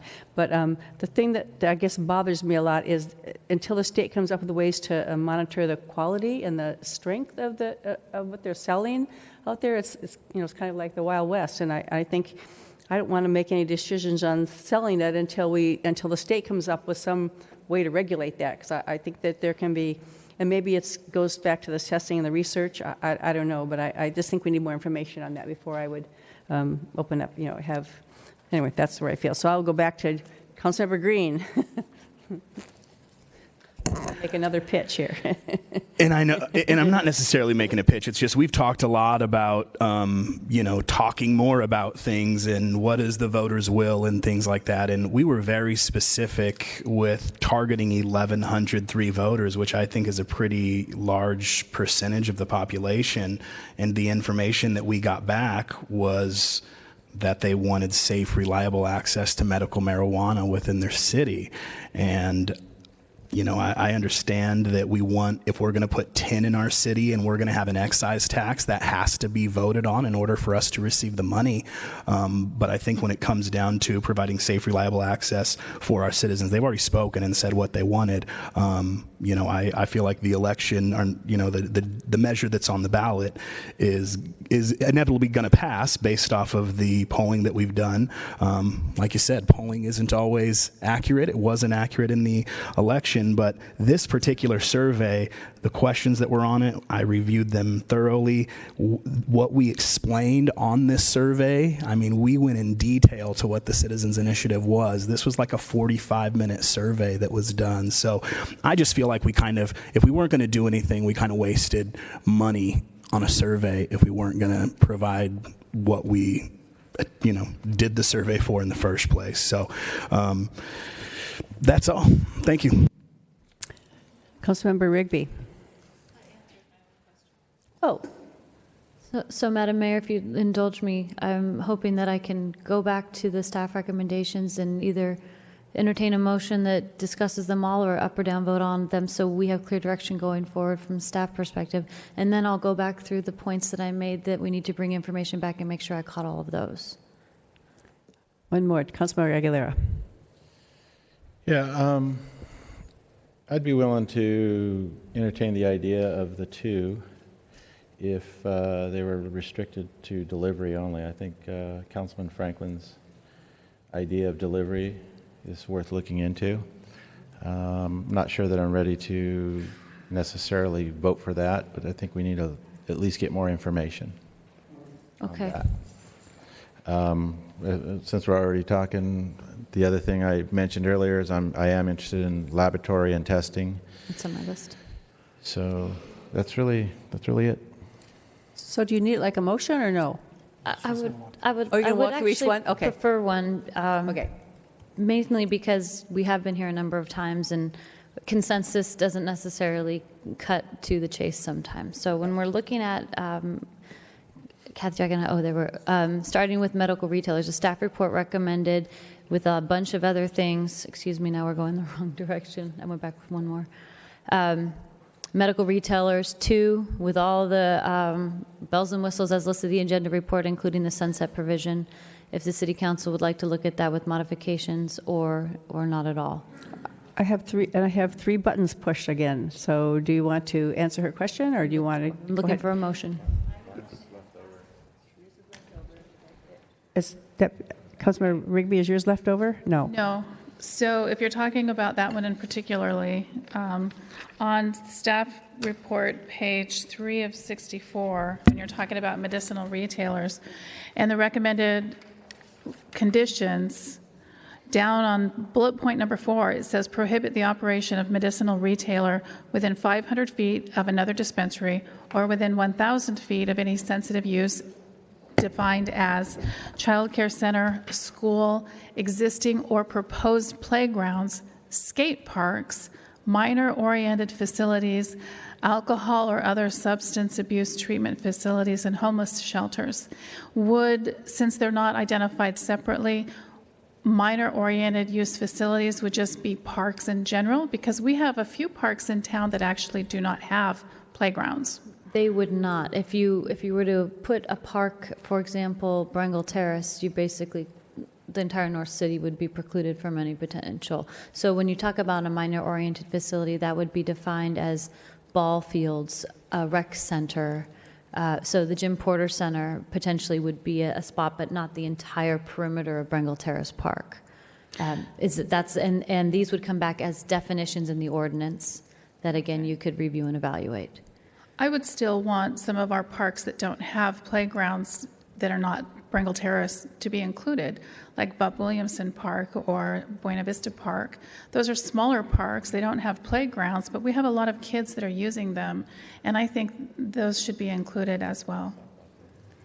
As it exists today, Bub Williamson does have a proposed playground. And again, we could, whatever the council desires, we could tweak, but... I just want to make sure that we cover all the bases, okay. And I don't see that in this one.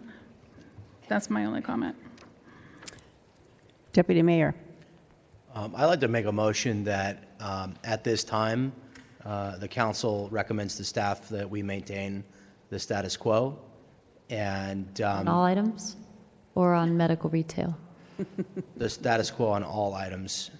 So at this time, we're recommending no change to present law.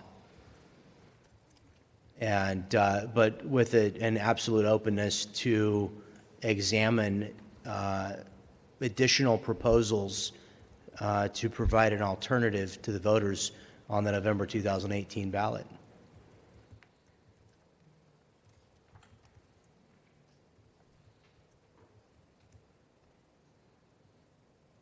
Oh, are we waiting for a second? What are we waiting for? Is there a second to that motion? Okay. Wait, so I'm proposing that at this time we make no change to our city's ordinances, and that's the motion. But I'm offering in the sense of sincere receptivity and the desire of staff to produce additional proposals, which might be alternatives for the ballot in 2018, alternatives to the citizens initiative that we certified this evening. Does that make sense? Or let me be more specific. That we make no change to any city ordinances at this time, and that we continue to receive ideas and proposals from staff about potential alternative ballot language for the November 2018 election, alternatives to the initiative that was certified this evening. So are you kicking it down the road to just before the election till next year or in the summer or something? I would be willing to have a conversation again in another 30 days where the answers to the questions that were posed this evening are given to us, and we can continue this conversation. I want a really great option for the voters, and if this is what they want, let's give them an option that achieves everyone's purposes and is the best thing for the people of Vista. Something that builds our community, something that allows cancer patients and other people that have true need to have access. I mean, maybe there's an opportunity to craft a solution that pleases everyone to some degree. If there's that option, that we can give that option to the voters. Again, on November 2018, I'm going to vote no on all options. I favor the status quo above all others, but it's my job to craft a meaningful alternative, and I'm going to do my duty to the people, to participate in that process, and I'm willing to re-engage in it immediately. I'm willing to have that conversation, but I don't want to do this in one council meeting. We really need to work through this the way Congress would a piece of complicated legislation. We need to, hear about it numerous times. We need to do our research. We need to hear from the people, and let's come up with a phenomenal proposal that people go, you know what?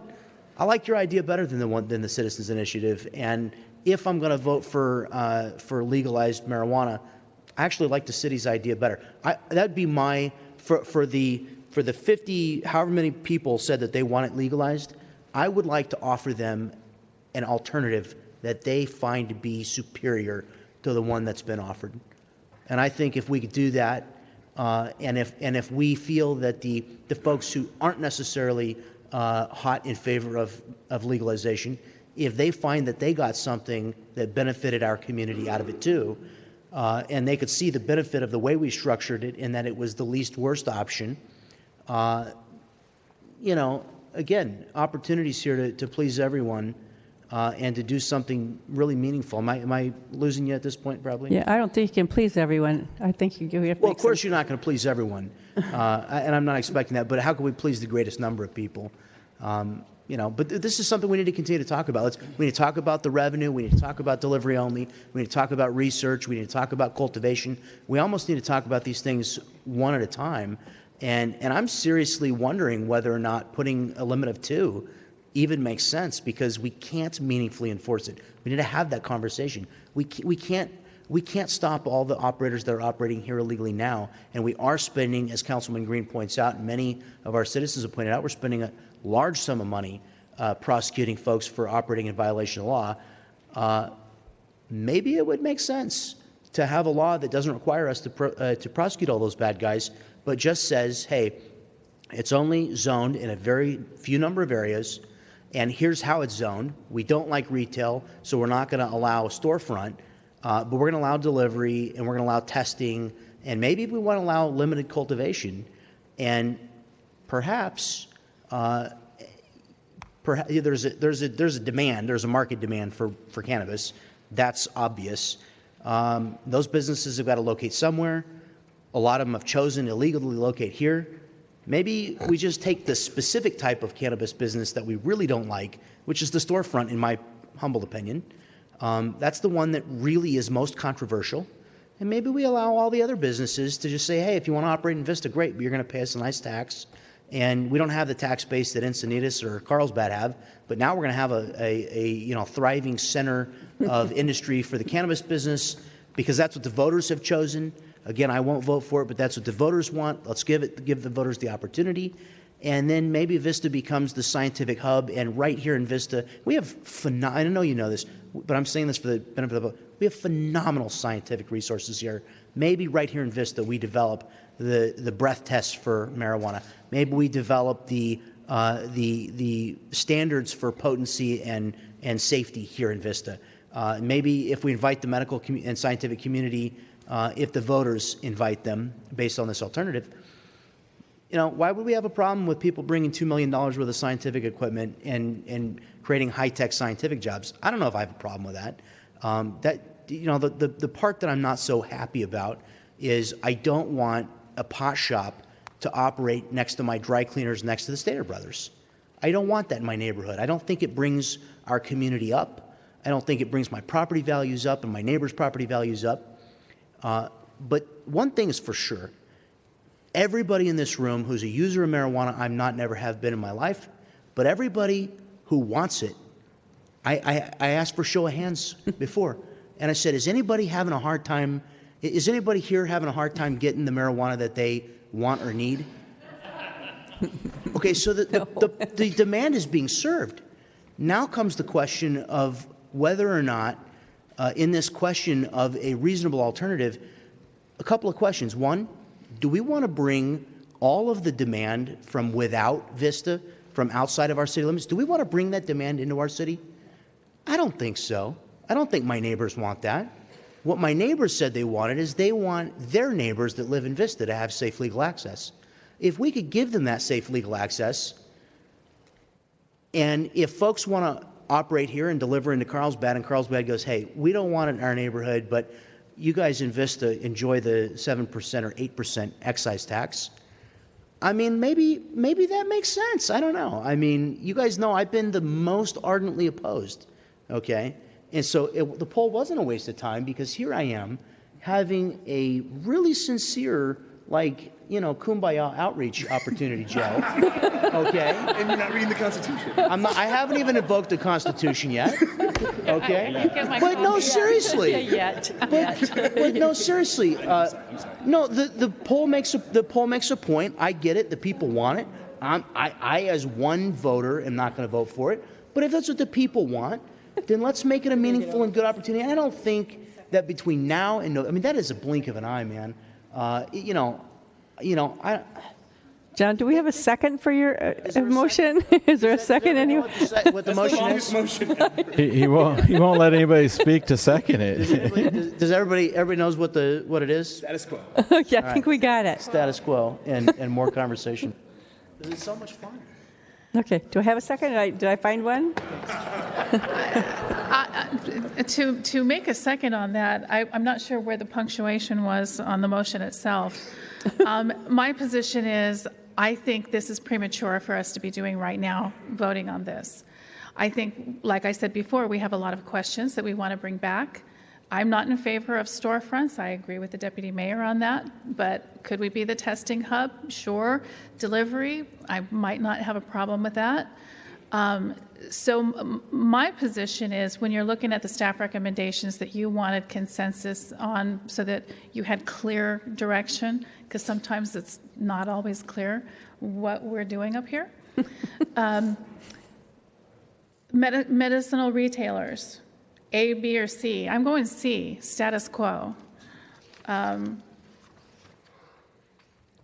you're looking at cultivation, I'm saying no, or status quo. I mean, there are certain things in the state law that we can't control.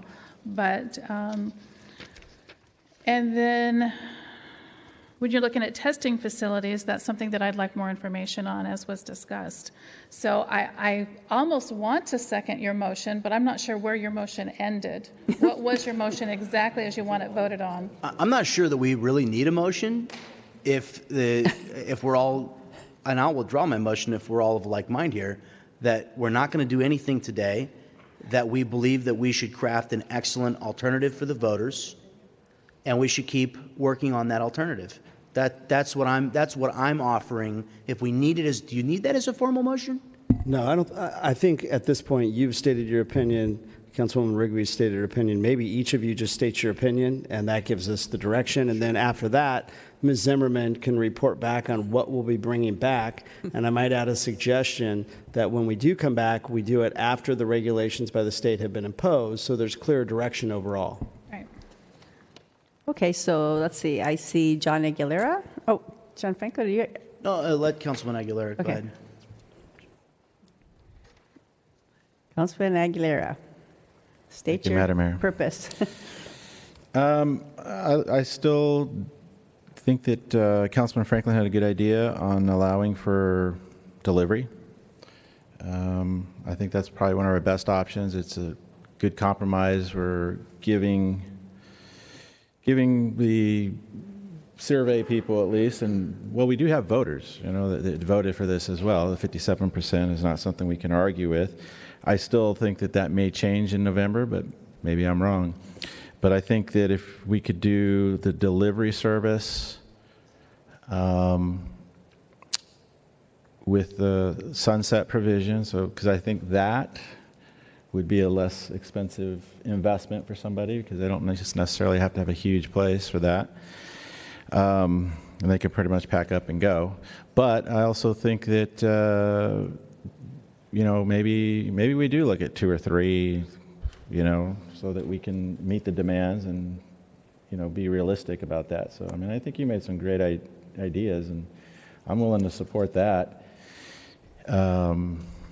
with a little bit more research from our staff, of course. But is that a retailer you're talking about? I'm talking about delivery. That one, okay. An authorized, so that they can have a facility here, but only for delivery. I think the way Oceanside's doing it is probably not good. So you would allow a delivery-only store? Yeah. Like a Pizza Hut delivery-only type place? Yep. Okay. Yeah. Works for them. They could. Right. And then, and then I think we should be able to facilitate some sort of a testing facility, as I said earlier. So those are the 2 things I'm interested in right now until the vote in November. Okay. Deputy Mayor, your turn again. I didn't mean to jump in line before we all had a chance, but just one more thought while we're on this, and it's agendized. I don't believe that there's a meaningful difference under current law between medical and recreational. Anybody with $40 and a headache is a medical patient. And so I think we ought to treat them both the same. And I think that would surprise people that I would say that too. But I don't believe. Now, if the state's going to change that, if they're going to make it to where you have to go to a real doctor, then maybe I've got a different perspective. But under the present law, I'm only offering that as a thought for the rest of our future conversation. Yeah, could I just, somebody has told me that there's a difference between somebody having a medical card and a medical recommendation. Do we know the difference there? I do not. Okay. So I'd like to know more about that too, see if there is such a difference. Well, would they even need it anymore? If you would like Yeah. It'll. Technically, they're supposed to have a retailers, medical card. Medical retail isn't taxed, so it might behoove somebody to be a patient rather than a recreational user. Madam Mayor? Yes. I wanted to ask Ms. Leary. She made an indication that you might know the answer to that question. I believe I do. Well, you come to the microphone. Up to the microphone? Thank you. Someone might correct me, but it's my understanding that to go to a medical retail outlet, you just need a recommendation from a doctor of any kind. The medical card is an optional process that you can go to the county public health department, pay a fee, and get a card. There's no requirement to do so, and I'm not positive if the state is phasing out that process or not. And when you say recommendation, Ms. Leary, you mean like a prescription, a written? It's not a prescription. But it's a written recommend. You don't. It's written, yeah, on any kind of piece of paper in any kind of font. Online, Skype, whatever. But yes, a recommendation. So the reason I brought it up is because that might be taxable. A recommendation versus the medical card. That's what I've been told. I don't know. I can look into that. Thank you. Okay. Just finishing my thought, it's just all about the revenue when it comes to that. If there's not going to be a meaningful difference, then again, making sure that we don't lose revenue opportunities. People go, well, if I'm going to get it from Vista, I have to have my medical card. So then they go to the doctor with their headache and their $40 and they get the card, and now they're not paying sales tax. I'd rather have somebody go, well, it's, they'll deliver it, and I don't have a medical need, I just want it for recreation. They're getting it for recreation right now. I mean, is that a secret? Did we not know that? So I think, let's just get the most tax on it that we can. I want to hire more police deputies. I want to do more educational. I want to build better parks. I mean, if I, as a person who opposes it, have to accept it as a legal thing here, then what I could get and what a lot of people in Vista could get is a better community. You know, trade-offs. Okay, so you got his things clear? Okay. Councilmember Green, make your things clear. I already went down item by item for you, City Manager, so hopefully you have that all written down. I just wanted to go ahead and, as far as if what we're going to accomplish tonight is allowing delivery within our city, that's definitely something that I want to make sure that I put on the record that I support. And I just wanted to make sure that we do understand that in order to have a delivery service within our city, you have to have them have a store in our city per your agenda report or recommendation from staff, right? The current staff recommendation links delivery to retail the storefront, permitted right? retailer, and that was based on the consensus direction I received in June. At the last meeting, The right? June meeting, they were separate. Okay. The direction I got from the dais was to link them. Okay. And so now the recommendation is linked. What the council desires to do is still unclear. Because if we only allow delivery within our city, it basically says in order to be a delivery guy, you have to be delivering for a certified storefront, right? Under the current staff proposal, which again is still just a proposal. Okay, so what I believe Councilmember Aguilera's recommendation is that we have a store, which is a delivery-only store, not a retail storefront, up to 3 of those stores that would hire delivery drivers and only deliver, marijuana from those stores, which are carry-out only, are delivery-only stores. Is that correct? So that is I agree with Councilmember Aguilera on that. I would agree to having a few delivery-only stores and having it didn't seem like it limited the number of delivery drivers as long as the delivery drivers meet the guidelines of the live scan and the insurance and the age requirements. That's correct, right? Okay. So I am in agreement with that to where it's not a retail storefront. It is a delivery-only model for now. I'd obviously support 1A as well, but I'm on the short end of that stick. So I would say number 2 with the modifications that we just spoke about, not as presented in the agenda report. And you're still on for 3 and 4? Oh, yeah. I'm green light on all of them. Just clarifying. Thank you. Okay, and so I would support the same with Councilmember Aguilera, the delivery and Deputy Mayor, and the testing and research. And I look at cultivation. I don't know. I don't know enough about that, I guess, to make a decision on that. I prefer to have delivery only rather than the retailers. I think I would lean toward that if I have to do something. So that's what I'm sorry, Mayor, what did you say about cultivation? I said, I don't have enough information on cultivation. Is anybody else interested in that at all? No?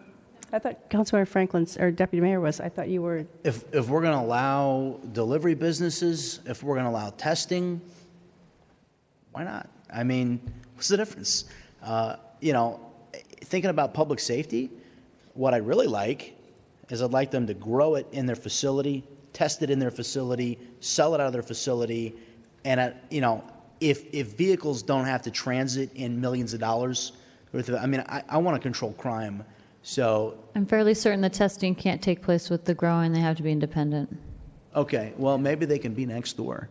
Am I sufficiently on record as being in favor of maintenance of the status quo, opposed to change of our ordinances forever and always, but open to considering and crafting an excellent alternative that the voters can choose?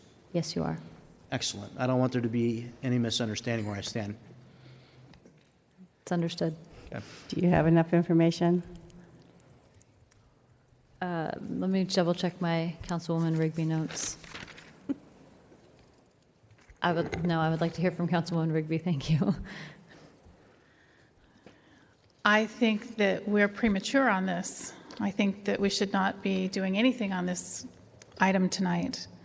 But if I'm going to have to give my opinion right now, with the limited information that we have and the questions that we have asked that have not been information given to us, I am not in favor of storefronts, and I think probably the word store is something we should eliminate from the vernacular, and we can talk about a business instead of a store, because store intimates that you're going to walk in and buy something, and if we don't want people walking in and buying anything, we can just call it a business. A delivery-only business I might be open to.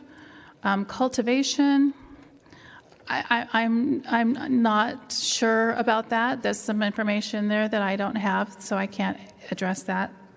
And then testing facilities, absolutely. We have a great business park. We have great science minds here. And I would like to see if we are going to do testing, if it's mandated by the state, which I know that it is, we can have testing facilities here. And when the federal government gets on board, because that's still a great big giant black hole question mark right there about how all of this is going to affect us with the federal government, because let us not forget that marijuana is still illegal in this country, and there could very well be consequences for anything that is done. So that's another thing that we're waiting to hear what this administration plans to do. They've rattled some cages and some chains on some different items, so we still are waiting for that.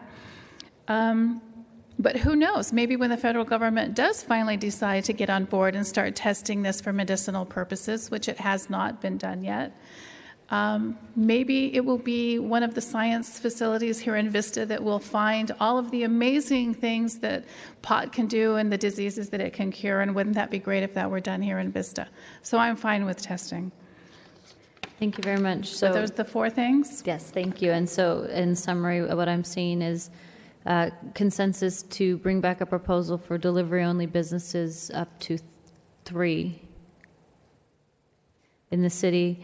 I have consensus to also look into providing for testing facilities, continuing to look for alternatives to how we may address what's going on in the November ballot, more research on the cultivation side, no medical or recreational, obviously, retail storefronts at this time. And then the questions that I have that we're looking for more research on is, again, labs testing facilities, what those would look like. Can we place taxes on the revenues from a testing facility or from a cultivation facility? If delivery occurs out of the city limits, do we get the excise tax? And how would we be able to tax delivery? Those are the basic areas I saw. Deputy Mayor. We've been going back and forth between the question of what do we do about an ordinance right now, from now until November, and then whether we should have an alternative and what it should say. I think maybe we do need a motion, and I'm going to offer one to crystallize here. I'm going to make 2 different motions, and we'll deal with one at a time. One motion is that we embrace the status quo at this time, make no change to the ordinance. That's the first one, all by itself. The second one is that we should pursue an alternative for the November 2018 ballot. And I want to make sure everybody understands that we're for the status quo, but we're also separately for pursuing, and all these discussions we're having, all these what ifs are all related to not an ordinance we might adopt prior to 2008, not prior to November 2018, but an alternative we might place upon the ballot for the voters to select. If that makes sense, I'm going to offer the first one, which is that we're in favor of the status quo, and we reaffirm the ordinance of the City of Vista, make no change at this time. Is there a second to that? I'll second that. We vote on that real quick, unless there's discussion. Okay, so do you want to vote on it? If there's no discussion. Councilmember Green had something to say, though. I just wanted to change my stance on the cultivation. I do think right now we should be maintaining the status quo, and we need to check in with our business park businesses to see what the effect it is going to be on them first. In other cities, when cultivation was allowed in those areas, the property values tripled and quadrupled in some areas, and it drove out a lot of businesses. So on the cultivation, I'm a negative. I am yes on all of the other 3. Your motion's on the table, so we can go ahead and vote, but that was all I wanted to say. Okay. Okay, cast your votes, please.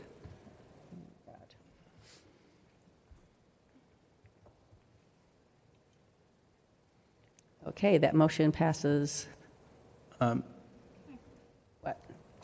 3-2. So you're opposed to reaffirming the present ordinances at this time? Okay. You're opposed to what? I didn't understand that. Yeah, well, he's asked if I was opposed to reaffirming the current ordinances, but I think what myself and Councilman Green were talking about, and I thought you had supported, is we look into the possibility of delivery and establishing potentially three. Well, does that motion carry all the way to the election? Yes. Well, yes. We can change our minds at any time, but like a temporary thing for now. Well, let me offer the next motion, which the next motion is that we intend to devise an alternative for the voters in November 2018 for the ballot. And we've given. That would be that motion you just made. So which I understood that to mean that it was just that was a temporary. For right now, we're leaving things the same, but we're looking into the other things that we may change. The motion that I offered simply said that today, at this time, we reaffirm our support for the existing ordinance. It didn't say that in 2 months from now we're not going to be able to change the law. It just said today, to address the item before us on the agenda, that we are not endorsing an action at this time. Okay. Well, then that we reaffirm the ordinance. Passed. If that you're saying that, then it's fine. I don't want to. We can change it. No, I just don't want. I don't want to accept an outcome that anybody was confused on. If anybody's confused, then I just want to be sure that because we just sent Allie, our assistant manager, to look at some of those options.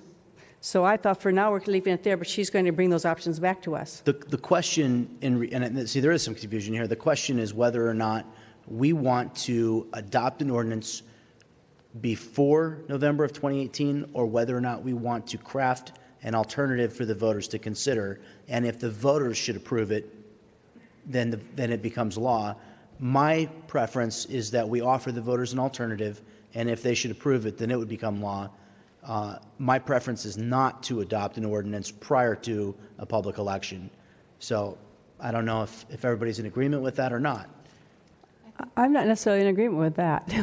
That's Okay. how I voted. So, because I don't mind leaving it the same for right now, but I want her to come back with alternatives and stuff, and so and then we can decide if we want to go to the election, or we can decide not to, or we can decide we need after the state gives us some direction, maybe we decide to change it. Maybe that's before the election. Election is like a year from November. We're still a year from so we've got a ways to go before that. So I wouldn't want to. Maybe we don't need to hold it off that long. So I'm happy to look at alternatives before then.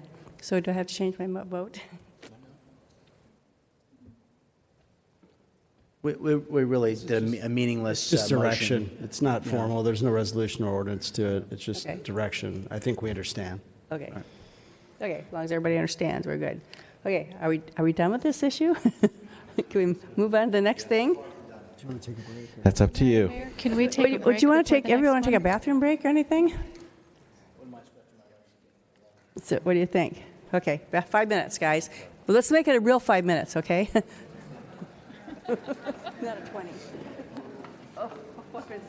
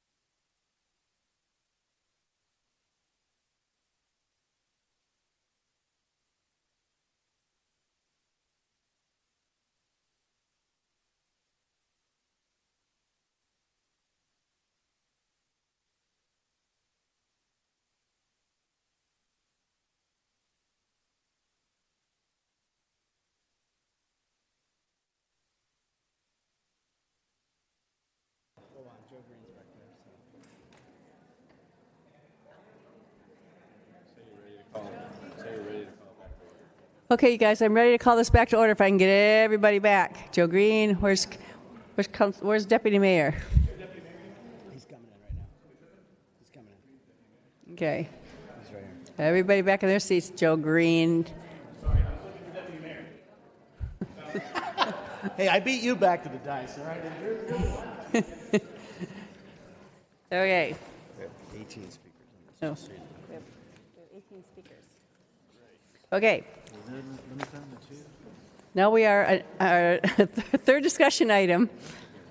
Potential soccer arena locations, including possible revisions to planned renovations at Bub Williamson Park. So our Assistant City Manager, Allie Zimmerman, is going to introduce this item. Thank you, Mayor. I'm going to turn it over to Assistant to the City Manager, Tony Winnie. He's the project manager and will be providing the staff report. Thank you, Mayor and City Council members. Good evening. On August 8th, 2017, City Council discussed the planned renovations for Bub Williamson Park and directed staff to return with possible alternative locations for our soccer arena to include city-owned property and private property, and to conduct additional public design workshops. No full-size soccer arena currently exists in Vista. Raintree Park, located on Townsite Drive, has a small outdoor arena field, approximately the size of a basketball court. At Council's request, staff has researched possible alternative locations for a soccer arena that could potentially accommodate a 200-foot by 85-foot soccer arena, restrooms, viewing stands, select site amenities, and parking.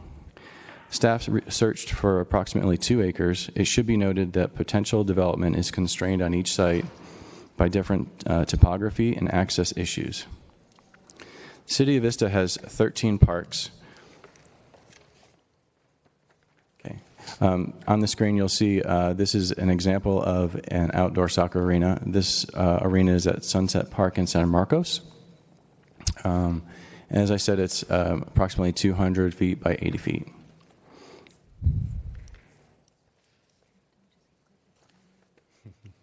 Oh, okay. Gotcha. Okay. Having technology issues here. Okay. The City of Vista has 13 parks that may have space to accommodate a soccer arena, but many were not deemed suitable due to other conditions such as topography, environmental concerns, or conflict with existing park programming. Of the 13, 4 city parks could possibly accommodate a lighted soccer arena. Those 4 are Bub Williamson Park, Brengle Terrace Park, Buena Vista Park, and Shadow Ridge Park. However, each location poses unique challenges.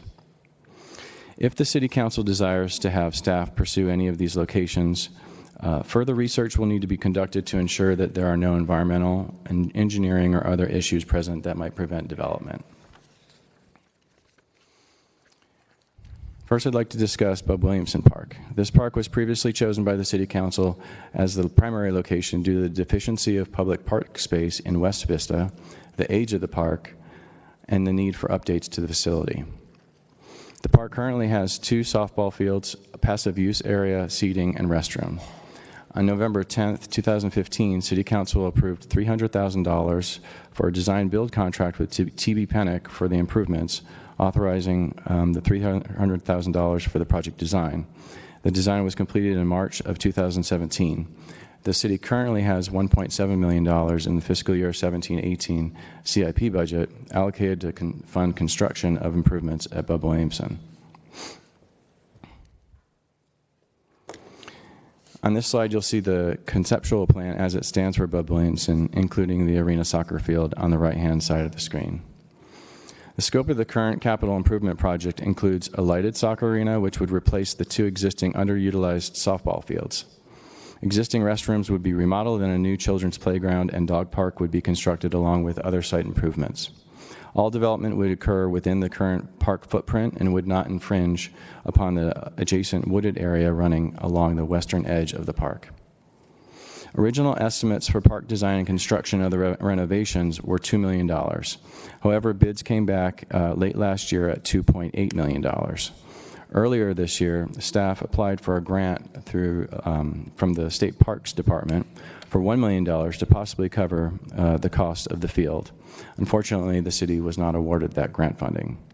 If you take out the arena soccer from Bub Williamson Park project, sufficient project funding will remain in the existing CIP to fund most of the remaining park improvements, depending upon new bids received when we go back out to the marketplace. The next park I'd like to discuss is Brengle Terrace Park. This park has a large grass area located west of the Gloria McClellan Center that could accommodate a soccer field. Restrooms already exist there. However, grading and retaining walls would be required for the site in order to accommodate the arena. Existing large trees would screen the field lights from the residences across Vale Terrace. This would add a programming element to the park that is already highly activated with the Gloria McClellan Center, sports and recreational leagues, the disc golf course, the Moonlight Amphitheater, Alta Vista Gardens, and Jim Porter Recreation Center.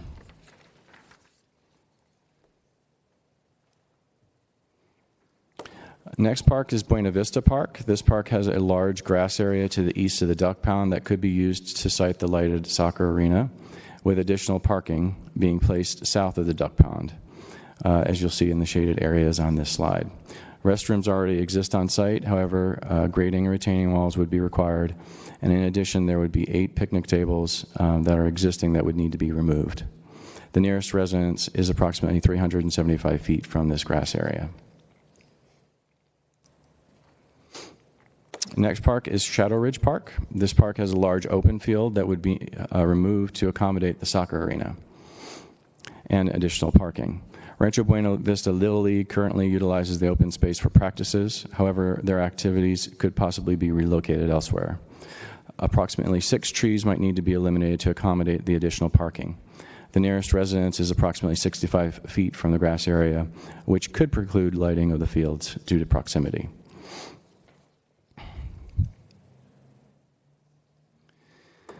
Staff also explored additional properties. Attached as Exhibit 2 in your agenda packet is a listing of all Vista Unified School District, private, and city-owned properties that were also considered for additional exploration.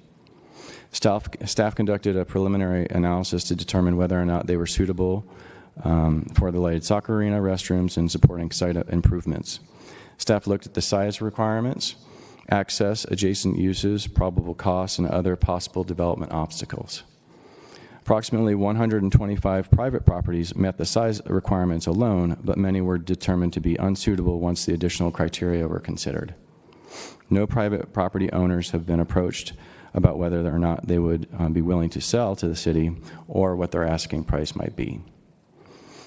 Note that staff has excluded most parcels in the business park due to the significant cost implications of purchasing industrial zone properties.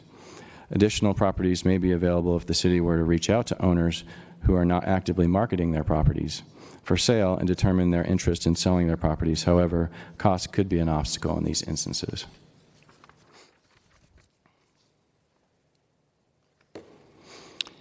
So next steps, if the City Council is interested in pursuing an alternative location other than Bub Williamson Park for the soccer arena, staff would return to the City Council with cost estimates for the purchase of additional land, if required, and development of a separate capital improvement project to fund the freestanding soccer arena.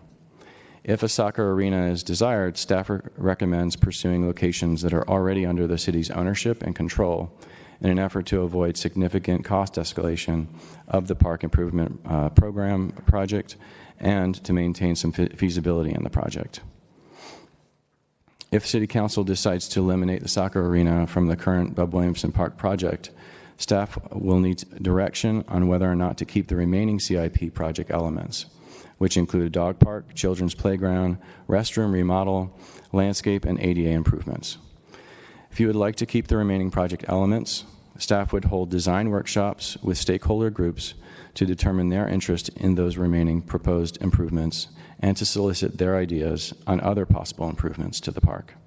A revised CIP budget for Bub Williamson Park would then be presented to the City Council. If City Council chooses to eliminate all CIP project improvements from Bub Williamson Park, the city would have to backfill the $300,000 that has been spent to date on design and environmental studies with a secondary funding source. That concludes my presentation, and I'm here to answer any questions you may have, as well as Assistant City Manager Zimmerman.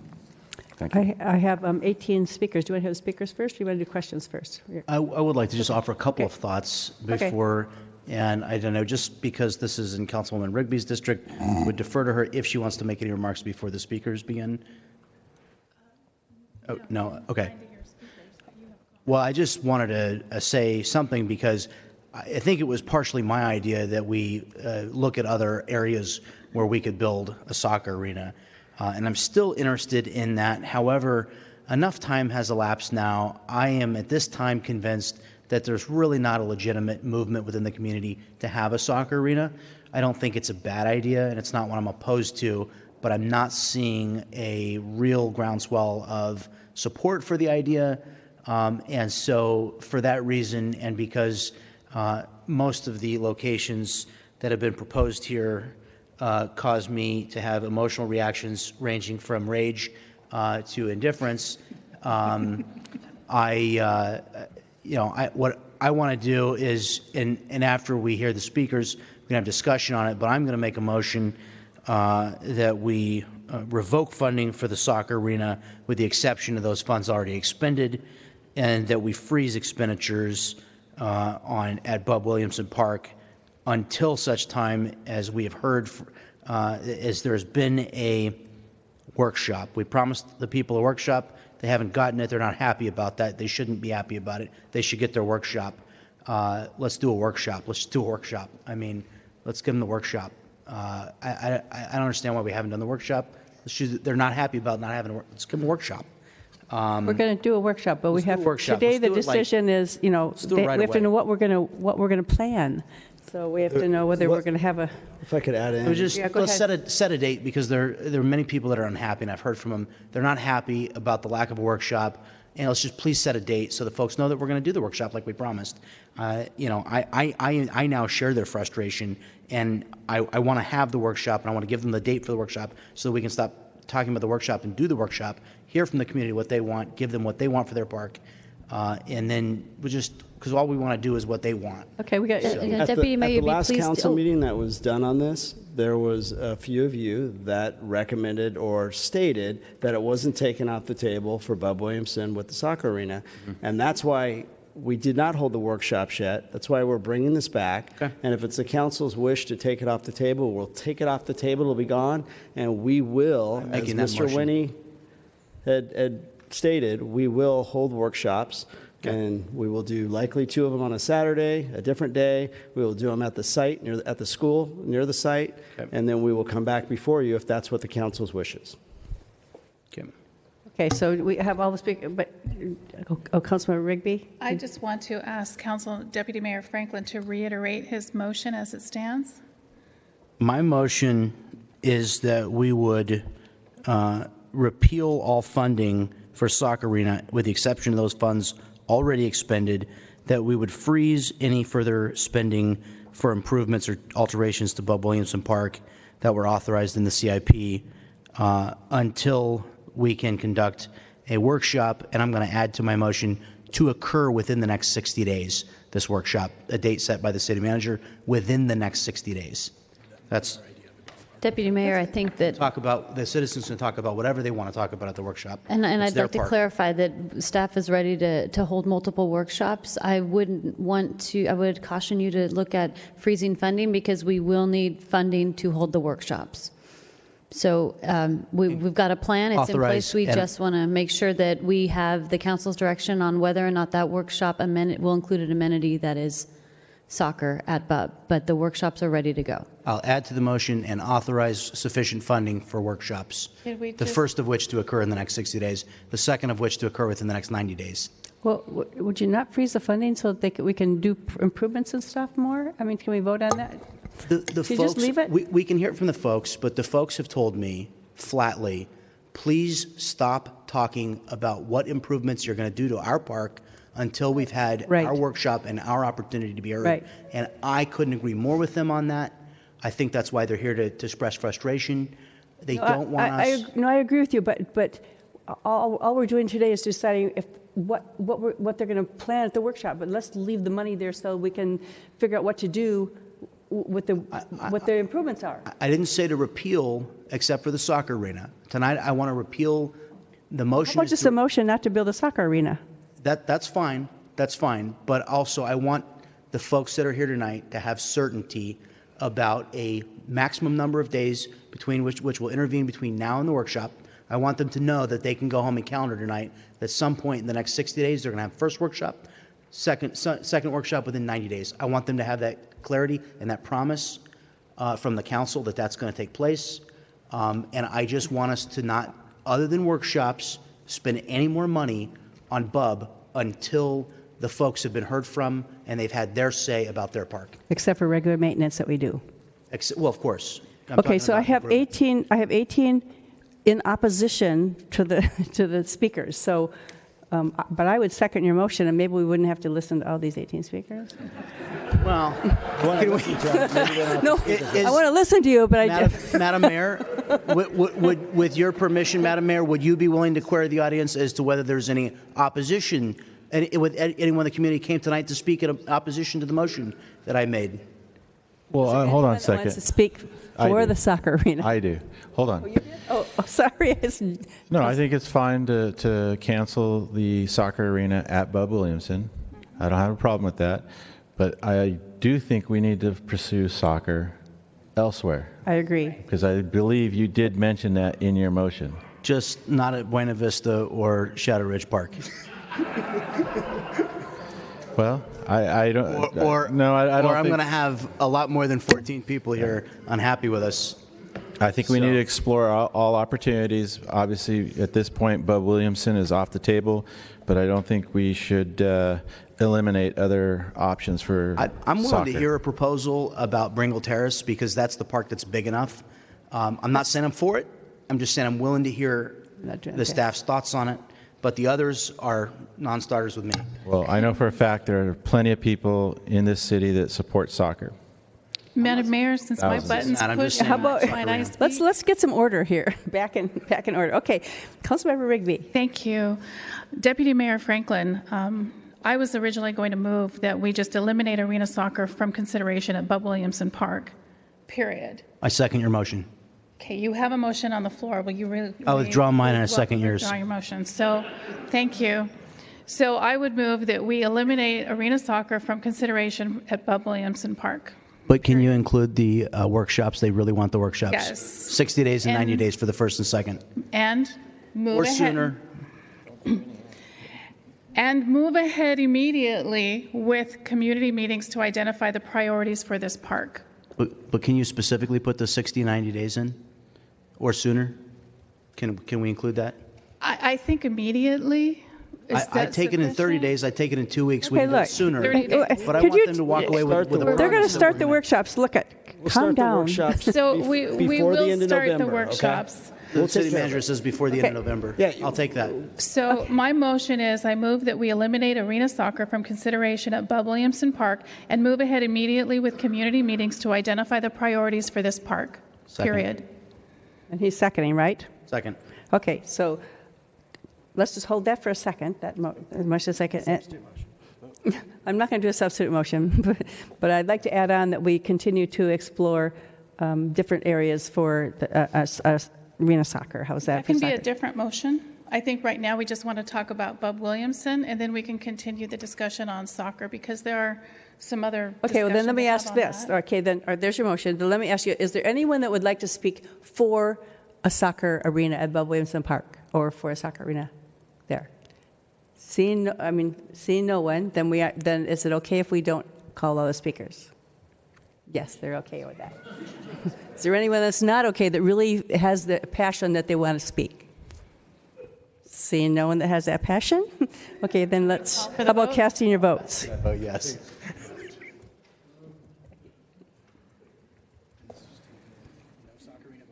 Right. That motion passes unanimously. Okay. Thank you, everyone. Okay, then could we have a motion that how about Councilmember Aguilera? I'll make the motion that we continue to pursue other avenues for arena soccer throughout the city. Second. All right. So is there any discussion on that one? Seeing none, please cast your votes. Oh, Councilmember Franklin? Please, okay.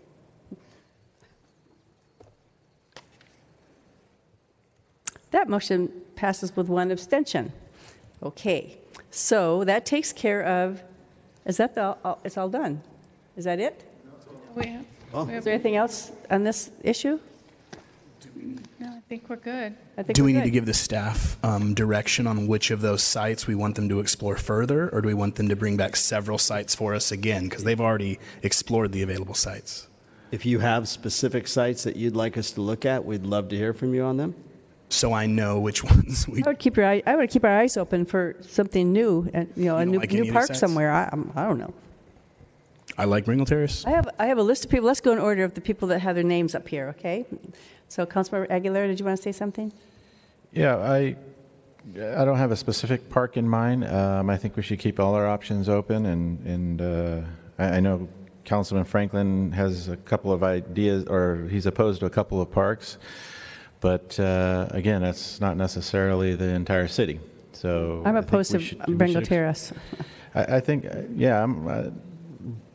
Bringle Terrace is probably not my first choice, to be honest. I think there's a lot of stuff that goes on there.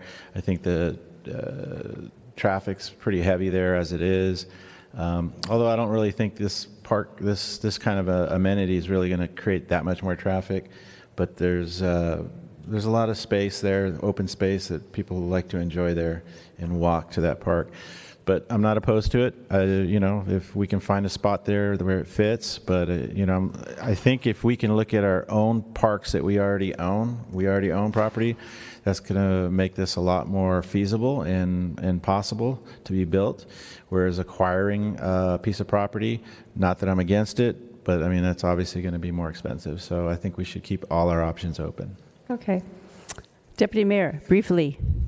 As briefly as I can, I think it is in the vital interest of our children and grandchildren that we take our park development funds and we buy new parkland. Whether we can afford to develop the parks today or not, we should be setting land aside for future generations. 13 parks is not enough for Vista. We're going to have 200,000 people in 100 more years, maybe 50 more years. We're going to have 200,000 people. We need more parks. We need to use our park development money for new land acquisition.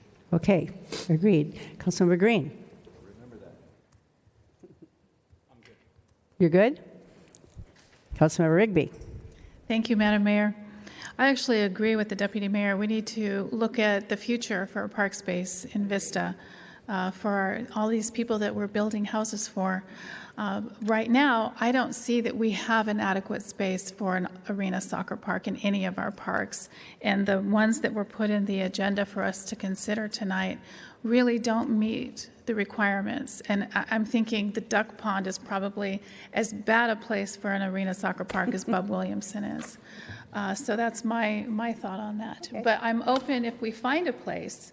I just am convinced there is no place in our city at this time.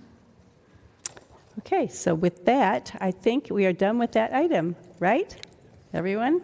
Okay, thanks you guys for coming and sticking around for all of our discussion tonight. So, what? You're welcome. You're very welcome. Okay, so moving on to our next discussion item, D4, revisions to appointment process for city commissions, committees, and boards.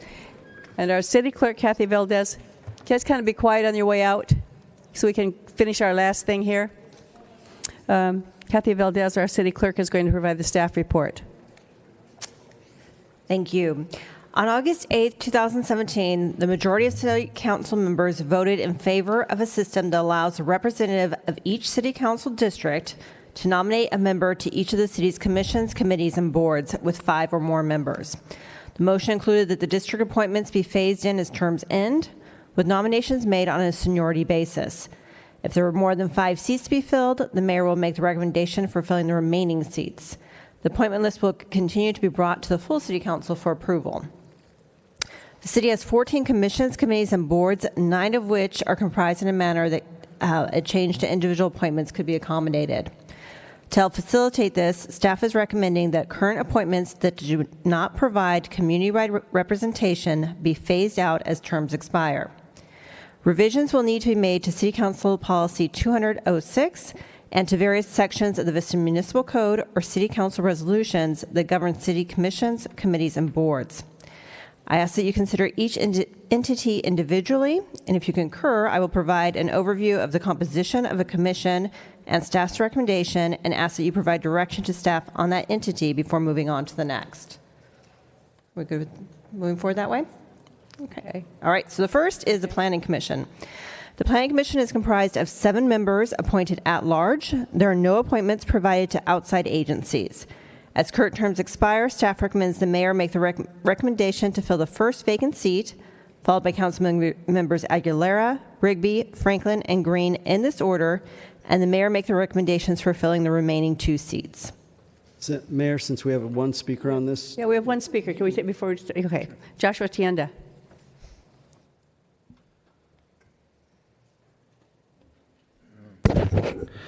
Hello, City Councilman. I just wanted to speak because I was one of the few in the last spring of the Leadership Academy, and I feel that I was one of the applied for one of the commissions, and I think the current the way we are currently choosing candidates for the commissions is inadequate. We should not be based on seniority. We should always look for possible viable candidates and as somebody pointed out, from all districts, but also a good possibility to start to look for candidates in the Vista Leadership Academy. That way, there's enough citizens' participation, because it's unfair for citizens to have to wait till a commissioner to step down or not to be elected, because it's not an elected, it's appointed, and you could be theoretically you could be appointed till the councilman or the mayor wants. So we want some sort of rotating pool so we can have as much as participation as possible. That's all my comments. Thank you. Okay, so back to, where are we, Kathy? The Planning Commission. So if you want to, if anyone wants to make a recommendation to appoint new commissioners with the first vacancy as they occur, so as their terms are expired, first appointment would be by the mayor, and then going down Aguilera, Rigby, Franklin, and Green in seniority order. The remaining 2 seats would be appointed by the mayor when it comes back around. My only thing about it is, and you guys could, it seems kind of strange that you take me out of the mayor position, but just the mayor's appointment happens like 3 months before the mayor's up for re-election. So it seems like then she's electing, or that he will be electing the person, and then what if they didn't get re-elected again? Then they make a decision for 4 years for a person that they put on. I don't know, that they put on there. It seems like it should go more with maybe after instead of expiring in the middle of the year. Maybe it would be better if they expired. I don't know, expired like in January or something, so that whoever was elected would have that appointment. Does that make sense? Am I making sense here? That's a good idea. So I'm making sense, yay. Could Expire as the council member? Could we extend the all terms of office until the year in which they currently expire, or until the next calendar year in January, on January 1? Make them run calendar year to calendar year. And that way they would, if your term presently expires on June 30, 2019, your term would then expire on January 30th, give us some time in January to work on it. January 31st, 2020. So move all appointments 7 months forward to allow time for the elections to take place. Yeah. Does that make sense? That would be my only thing that other than that, I don't have any problem with. So you do that on all the commissions? All the commissions, right? Okay. And I would just clarify, too, that perhaps where we have designated representatives, like from VUSD or someone from the business community, perhaps those appointments would be the mayor's appointments, and then the ones that are kind of at large would be, the mayor would still get one at large, and then all the other council members could make one of the at large, and then the mayor could choose the business representative and the VUSD representative, if that's agreeable. That would be like Traffic Commission has VUSD and the Chamber. Do you want to look at each of them individually? Each one individually? Because you may okay. have a different okay. opinion on the different we'll do commissions. that. So for Planning Commission, assuming that, so we'll change the terms, and then we would follow the proposal that it go by seniority as those vacancies come up. And would it go to, instead of be 20, oh yeah, it'd be 2019, right? It would January 1st, 2019, or January 31st or something, 2019. Maybe that would be easier to get it rolling. Okay. Does that make sense? Right. Okay, so Planning So Commission. is there consensus on that? I don't know that we actually need to take a vote, but if everyone's in agreement on that, we'll move forward to. Everyone agree on the idea of leaving the qualified appointments, let's call them. Well, so that would be for the Planning Commission, what you've just agreed upon. So the next is a Traffic Commission that has a Vista Unified School District representative and a Chamber representative. So that's one of the decisions that the group needs to make, whether to continue to have those two appointments, in which case the same process would follow through. There would just not be any extra. The mayor would get one appointment just like everybody else, but the appointment would go in that same order. Is there consensus to keep the two representatives on the Traffic Commission? The qualified representatives, as I'm referring them to, those would be the mayor's appointments. And those are the mayor's appointment, correct? Correct. Yep, that's fine. Okay. And just to jump in, currently, those jurisdictions, VUSD, Chamber, they pick and select a member and deliver them to us. We do not currently pick a member. You can change that, but I wanted to make sure you understood the way it is now. I don't have a problem with them picking their Chamber representative and a Vista Unified School District representative for that.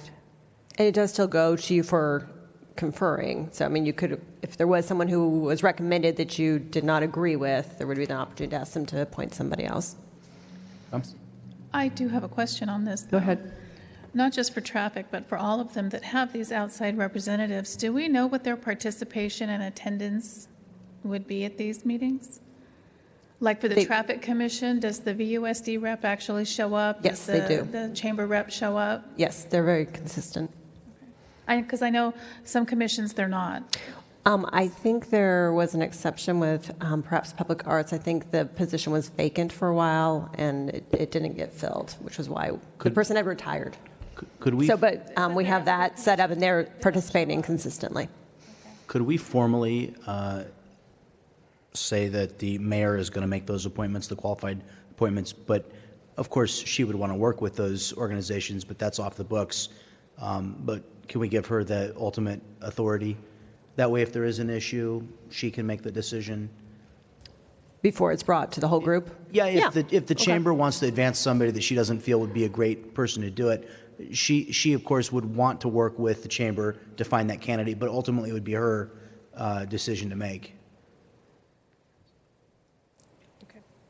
I'm good with it. I'm good. Whatever. I'm good. I'm fine. Okay. So the next would be the Community Safety Commission. This commission has 7 members, which includes 1 business representative, 2 South Vista representatives, 2 North Vista representatives, 1 member at large, and 1 Vista Unified School District representative. Ooh, how we do Staff that? recommends retaining the Vista Unified School District appointment, and for the remaining 6 appointments, again, as terms expire, to have them filled as the process we've described previously. We should certainly eliminate the North and South now that we have 4 districts. I think it would we have behoove us North and all, South, yeah. yeah, to East appoint and someone West. from our district. So, yeah. Okay. And then the Community Development Block Grant Citizens Advisory Committee. This committee has 7 at-large appointments that are made to unlimited terms. Current members are representative of all districts, with 2 from District 1, 2 from District 2, 1 from District 3, and 2 from District 4. Due to the nature of this committee, staff recommends that vacancies continue to be filled as they occur by nomination from the mayor. I would actually still like this to go by district and council member. Me too, because I feel like we just went over their CDBG report as far as what they do for our community, and I personally would like to be intimately involved in that selection process, as opposed to just letting everybody decide where all that money goes without my say. Well, we set the goals for that committee. Actually, our council sets the goals, and they have to follow what we tell them to put the money, the interviews and where the money goes. But that's fine. I apologize. I missed the rationale for. This group reviews all the proposals that come through for the funding. So it requires them to really understand the HUD guidelines, what the CBG program is all about. And so if you decide to change the terms on it, then you're going to have people coming through more often. If it continues to be unlimited term, then I think perhaps since we already have a breakdown, maybe again it could be as someone resigns, that they would fill in. Now I understand what you're saying. And I think, yes, when the first vacancy comes open, the mayor could make that appointment, and then so on in seniority and you'd number the seats at random 1 through 7. And the first one that comes up, that's the mayor's. And then the other 4 of us get one, and then the final 2, the mayor. And then as those particular seats come vacant, like if the mayor started with seat number 3, that was the first vacancy, that would always belong to the mayor, number 3. And then if it was, 2 and 1 that were the final ones, then those seat numbers would always belong to the mayor. And if I wound up with, number 7 was the second to last in seniority order, then 7 would always belong to District 4, kind of a thing. We could renumber them later to make more sense, but I think it's pretty easy to do. So I think I better understand what you're saying now, and I agree with what you're saying. We don't need to impose expiration of terms unless the council's will is to do that. This committee is kind of a special committee. Because they interviewed all those people, and I'll tell you that once, in all the years I've been on this council, which is I'm working on starting on 20 here, that once I started, we tried to change that, and then everybody that they had interviewed came to us, and it was like, oh my gosh, then because once you change their decisions, and they go by the goals that we set at the council, we want the money to go to youth, or we want the money to go to whatever the seniors, or whatever that was. Yeah, thank you. And so once we give them that goal, and then they interview everybody, I give you the advice: don't mess with it. So, is it consensus that we're going to allow all those individuals to serve until they resign their? No. No. Okay. I don't think that any commission appointment is a lifetime appointment. I don't think it should just be until they decide that they're finished. If circumstances or questions or something, I still think that the council needs to take ownership of this. This one takes a lot of work. That takes a lot of time for these guys. I know that it does. Could I make a suggestion that we divide them into 2 classes? The first class to expire January of 2019, the second class to expire, or maybe let's make it January of 2020, and the second class to expire January of 2021. Would that be? You want to do it? You want to do it after the election? So do you want to do January of 2021 and January of 2023? Is that what you want? Yeah. Is there support for that idea? That would give quite a number of years. We probably would have vacancies before that anyway. Just jump in, John. Well, my question is, let's say we have some rogue CDBG as Citizens Advisory Committee member. Can't the mayor boot them off now? I think I can. I don't know. I mean, that's what... I mean, I think it would depend on what the circumstances were. Well, I mean, if we have somebody that just is disagreeable and not doing what the council wishes or is a problem, I mean, is that I mean, they're stuck there for life? I mean, we're No, stuck the council can remove them. Yeah, that's what I thought. They're I mean, confirmed by the council. They have to be removed by the council. Nomination by the mayor, but it's acceptance by the council. So the whole council would have Currently, to. And- that's how it works. And they currently serve, but the council could remove anyone at any time. Right. I agree not having terms is a problem. We can make it a 4-year term if that's agreeable, but there should be an expiration of the term at some point. I agree with that. But I'm also trying to figure out why this is so difficult. But even if this they- should be the same, we should be dealing with this committee the same that we deal with all of the committees. And even if they expire, you can put them back on again. I Of mean, course, Right, but they still have to come and interview and work for it. Explain some things like we've had in the past. they'd have to receive the nomination from the Right. council member Right. whose turn it is. So to I make that- think we should just keep this the same as the other ones, that they will have expiration that they can reapply for, just like all the other commissions, and that they should have an expiration, and then they'll be filled in order of the districts. Not sure. So you'll divide them into one group of 3 and one of 4, and by random selection, you'll assign them to the first or the second class, with the first class terms expiring January of 2021, and the second class terms expiring January of 2023. And are these 4-year terms then? Is that what I heard? I would say yes, Someone unless suggested there's a that? difference of opinion. They all are. Not all of our commissions are 4-year. They range from 2 to 4 years. Since we want more But I continuity in think this one, I for- would say yeah. 4 years. what would you say? I would say 4 years, since we're being encouraged to consider Yeah, you want continuity on this one Unless because it there's- takes a bit of yeah. learning to get to it. I would think there'd be vacancies before then naturally, but Okay. Okay, great. The next is the Parks and Recreation Commission. This commission has 6 members appointed at large and 1 appointed by Vista Unified School District. So again, we recommend retaining the Vista Unified School District appointment and the others made in the order that we've described. Yes, okay. Public Arts Commission is comprised of 7 members. 3 are at-large appointments, and 1 each are appointed from Vista Unified School District, the Vista Village Business Association, the Friends of the Rancho Buena Vista Adobe, and Alta Vista Gardens. In addition to the Vista Unified School District appointment, staff believes that because of the public art focus in downtown, the VVBA appointment merits retention. Therefore, staff recommends retaining both the Vista Unified School District and VVBA appointments, and then filling the remaining spots as we've described. I agree. Do you have a difference of opinion? I have a whole difference of opinion on the Art Commission completely, but I'm going to be bringing that back up before council, so it's not relevant to this conversation. Just so I'm clear on your recommendation, you're saying that you're going to remove the appointments from the Friends of the Rancho Buena Vista Adobe, and you're going to also remove the appointment from Alta Vista Gardens, which would make 5 of the public art commissioners appointed. Is that correct? Correct. Thank you. That's fine with me. We're here and we I have have this a agenda. Oh, go I ahead. have an issue with that because how much art is located at Alta Vista Gardens that is public? A lot.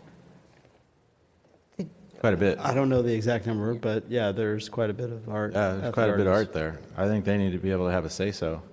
Shall we retain it as a qualified appointment that the mayor makes? But it, Yes. Okay.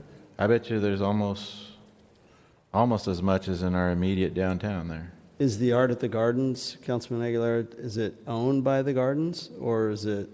It's there on consignment. There's a couple pieces that are owned. They lease the property, it's on their property though, right?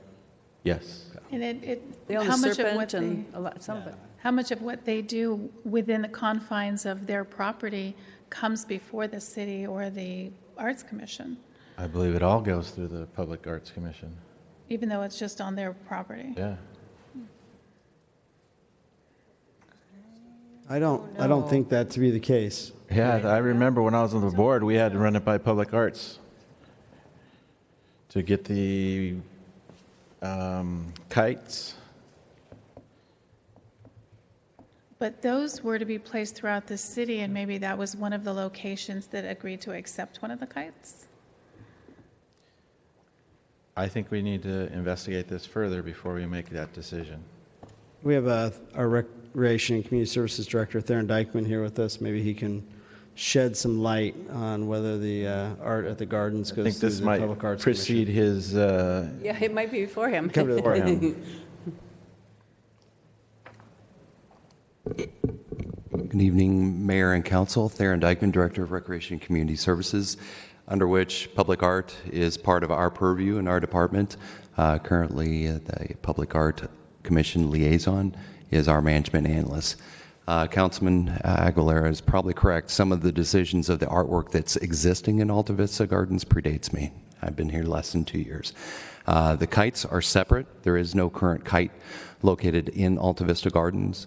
They're almost, as far as the ones that are selected each on an annual basis, currently they are rotated only in the downtown area. However, there are a few other locations through the city, primarily parks, where they are on consignment. The artwork that's in Alta Vista Gardens right now, I'm not sure how all that was placed there. And all I can tell you is that no pieces of art in probably the last 2 years at least have come before the Public Art Commission for consideration and placement at the garden, for what that's worth. And they have placed one or two in the last year or so. Thank you. Okay, so where are we on that? So I would just go Councilmember with, Green, he's like in line. So let's, Yeah, sorry, I pushed my button. I was trying to push the button, and actually, jumping around here. question for you, Theron, was, so we just opened the Children's Trail, of which there was a lot of artwork, beautiful dinosaur and all that good stuff. So none of that, because you were here for that, none of that was brought before the Public Arts Commission. Correct. So the removal of them from our, I mean, we're not making those decisions for them as an art commission, basically. Correct. Okay. Thank you. Okay, so then, now who wants to talk? I was just going to say, I was just trying to clarify a point, but it doesn't, I'm Councilman Aguilera, I still think you want to have them as part of the Public Arts Commission. I wasn't trying to change your conversation, so I apologize. And I'd be willing to eliminate the qualified position. You have to push your button because Councilmember Rigby's next. push my button. I know she pushed her buttons. Okay, everybody start pushing your buttons again, okay? For the Arts Commission, I would go with staff's recommendation for retaining only the VUSD and the VVBA appointments. And for the remaining 5 appointments, as the current terms expire, rotating in the rotation that you have marked here. I would second that. Third that. I think we should have Alta Vista Gardens on there. But you have 3 appointments, so you It's a can. 3 to 2 apparently.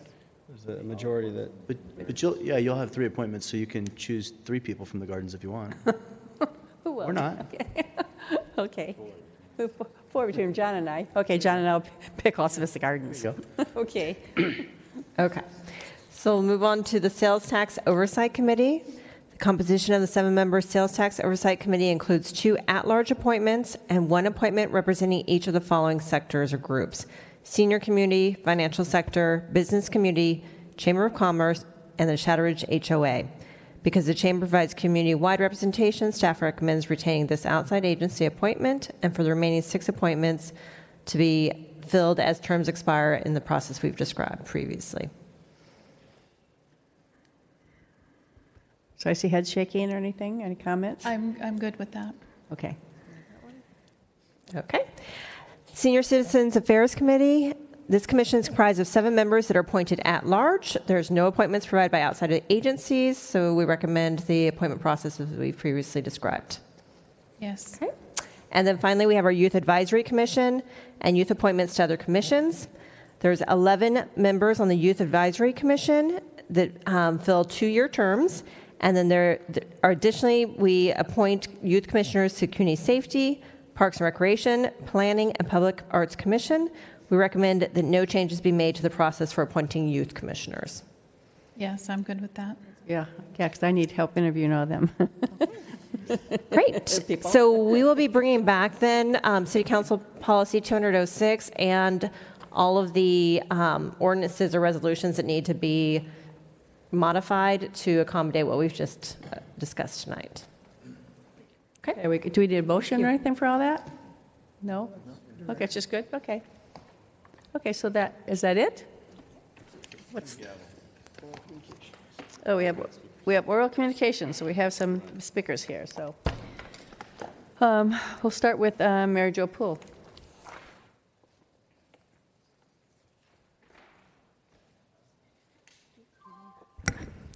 Hello, it's nice to be back here, and thank you all for being here and for everything you do. As Councilman Franklin pointed out earlier, it definitely is hard to make a whole city happy all at once. And I want to thank you first, too, also for the skate parks. As some of you know, I was involved with that for quite a while when we first started that effort, and it means a lot, right, to everybody, to the kids in this community to have those skate parks. I live right near them. I go out from my house in the morning on Sundays, and you see, little kids out there doing their thing, right, becoming athletes, testing their skills, building up their own self-confidence, if you will, plus camaraderie in the skate park.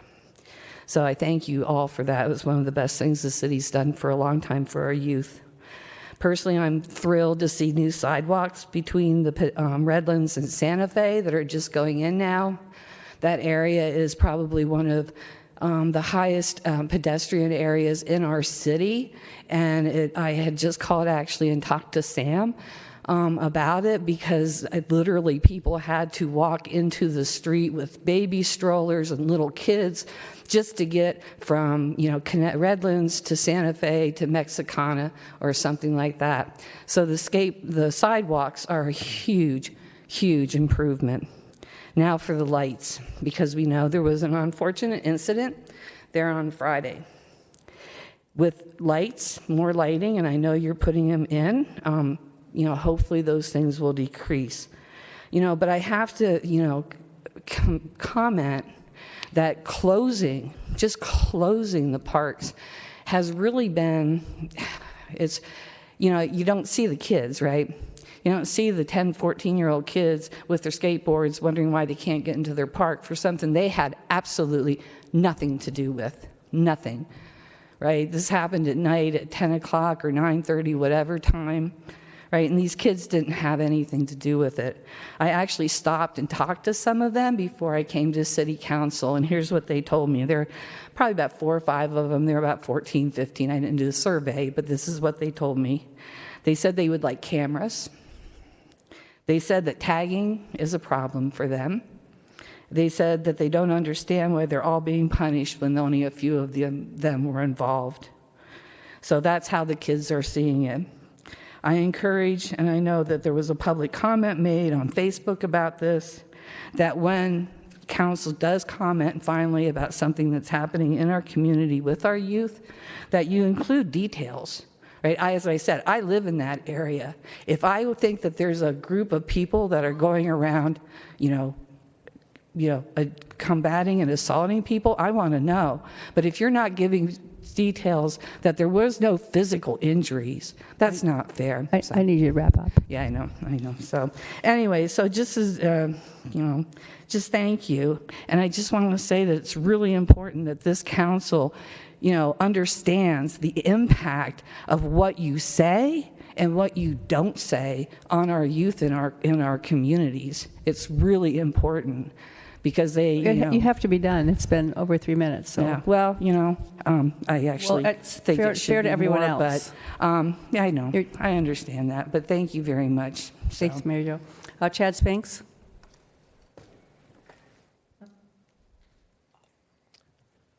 Madam Mayor, Council, and City staff, I wanted to talk about the skate park as well, and wanted to reiterate some of the sentiments as well. I want to thank you all for opening the skate park. Unfortunately, I wasn't able to attend the opening. I was out of town attending a family emergency, but I was saddened to come back and find out that the skate park was closed when I wanted to go and attend it with my son. I live right up the street from the park and found out about the incident, and I was pretty disheartened about hearing of that whole incident, and I've only heard about it through word of mouth. I didn't see any stories about it anywhere. I'm sure there's probably some coverage about it somewhere. But yeah, I just hope the city, I mean, I don't condone the actions of those individuals by any means. I just hope that the city does not resort to disenfranchising the kids who are going to benefit from this skate park from the actions of the few who are misguided or just bad apples, whatever you want to call it. I just hope that that the city and police enforcement can use this park as an opportunity to bridge any kind of divide or bridge relationships between the community and use this as an opportunity to build some respect for each other. And but that said, I'm really excited to have the skate park open. I really hope that the lights get installed. I'm not sure why the lights weren't ready to go from day one, but I think that's very important to have that installed so it can be safe for everybody involved. But thank you again, and I look forward to utilizing the park. Thanks. Thank you. Kelly McCormick.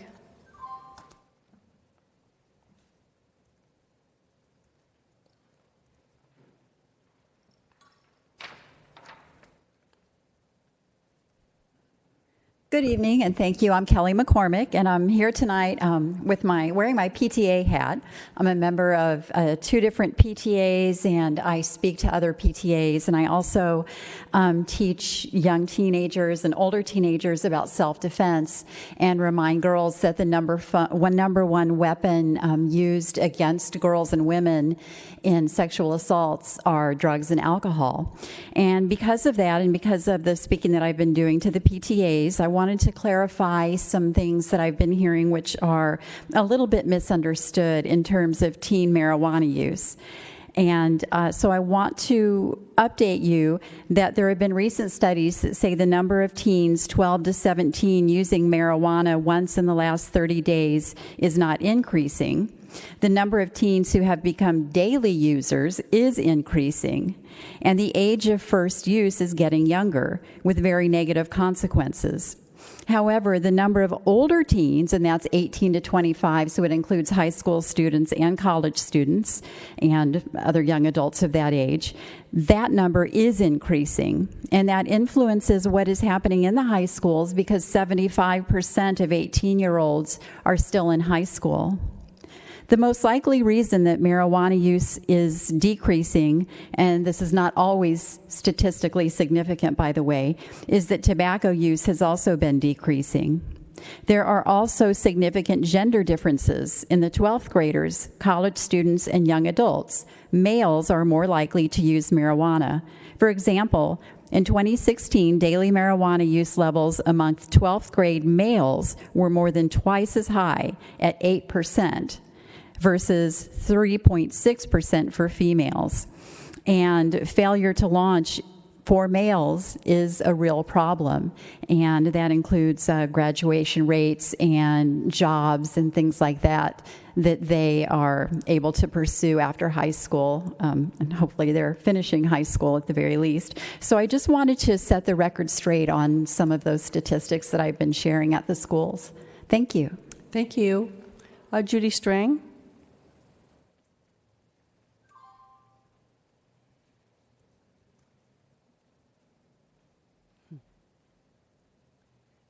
Excuse me, good evening. Judy Strang. I'm the Executive Director for San Diego Alliance for Drug-Free Youth. We're the community coalition to the south of Erica Leary's North Coastal Prevention Coalition. And I wanted to share with you some information about the 3 cities Del Mar, Solana Beach, and Encinitas, who had initiatives in the last couple of years. Now, I realize the initiative that you're looking at is different than the initiatives we had, which were on pot shops. And I realize that times are different. However, we had some sort of common experiences in those 3 cities that I thought you might find interesting.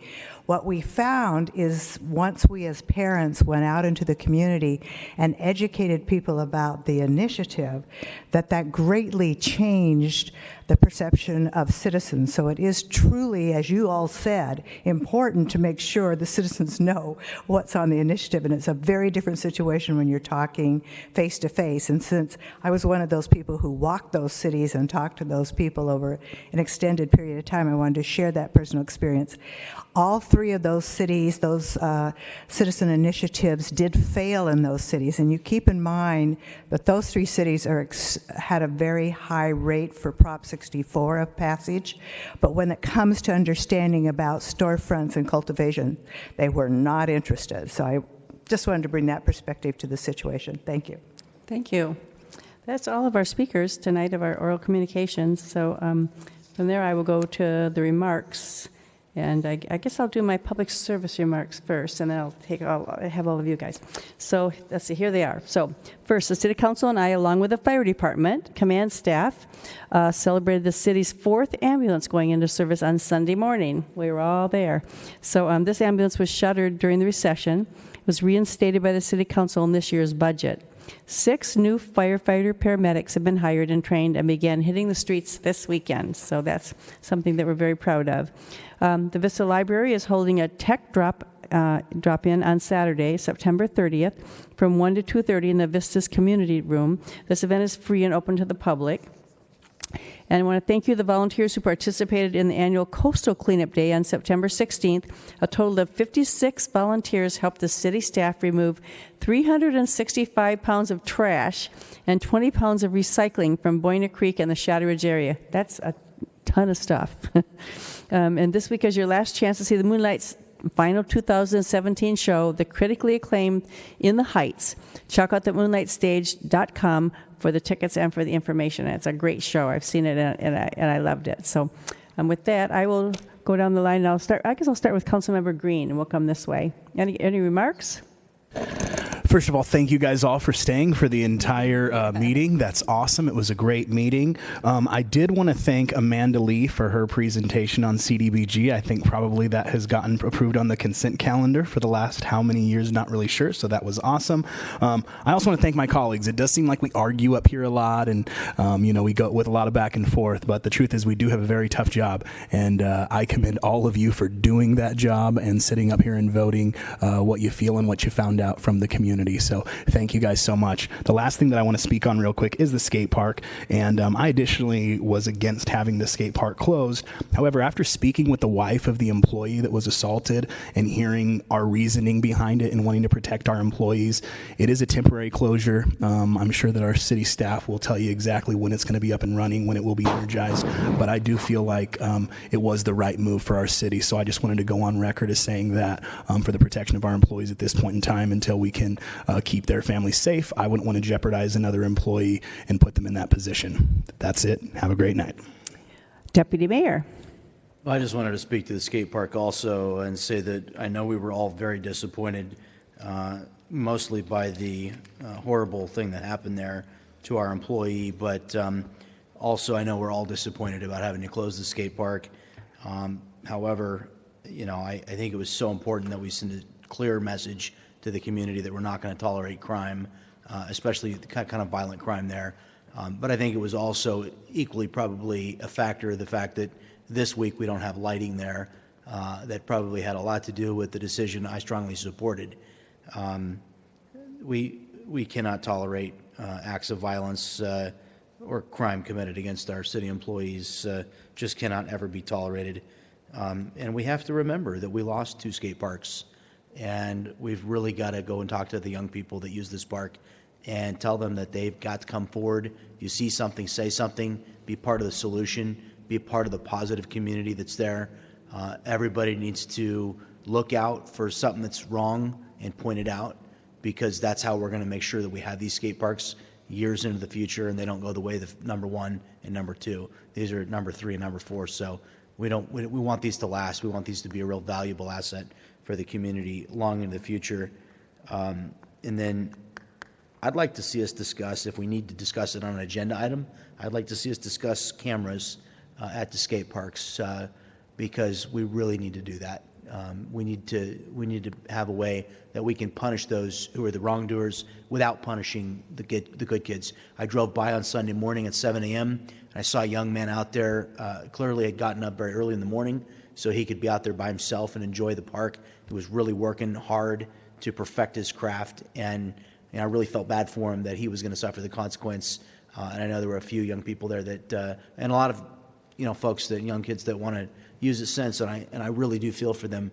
But everybody in the community needs to know what happened, and everybody in the community needs to feel a sense of outrage and a sense of intolerance toward crime like that. We cannot tolerate that under any circumstances, and I'm so glad that we are, even if it's a poor way to send a message, we've got to send the message, and I'm glad we're sending it. Thank you. Councilmember Rigby. Thank you, Madam Mayor. To address the skate park, I am absolutely livid and saddened that that happened to anybody in our community. Not just that it's an employee, but that it happened at all, because I think that we value everybody in our community. And I have to say that as a council person, I will take responsibility for the fact that we opened these too soon. The gate wasn't ready, there are no cameras, and there were no lights. And we probably pushed the date of our opening, and we probably shouldn't have done that. And that's something that we probably should have thought about. So I do apologize to the community for that. The skate park wasn't ready to be open when it was. And I'm sad that it happened, and I'm angry that it happened. But when we're looking at the big picture for our community, and I'm sure that Chief Captain Cinema is still back there perhaps, Vista is the busiest station. We hear this all the time. We have crime all over this city, and our deputies are going from one call to another call to another call to another call all the time.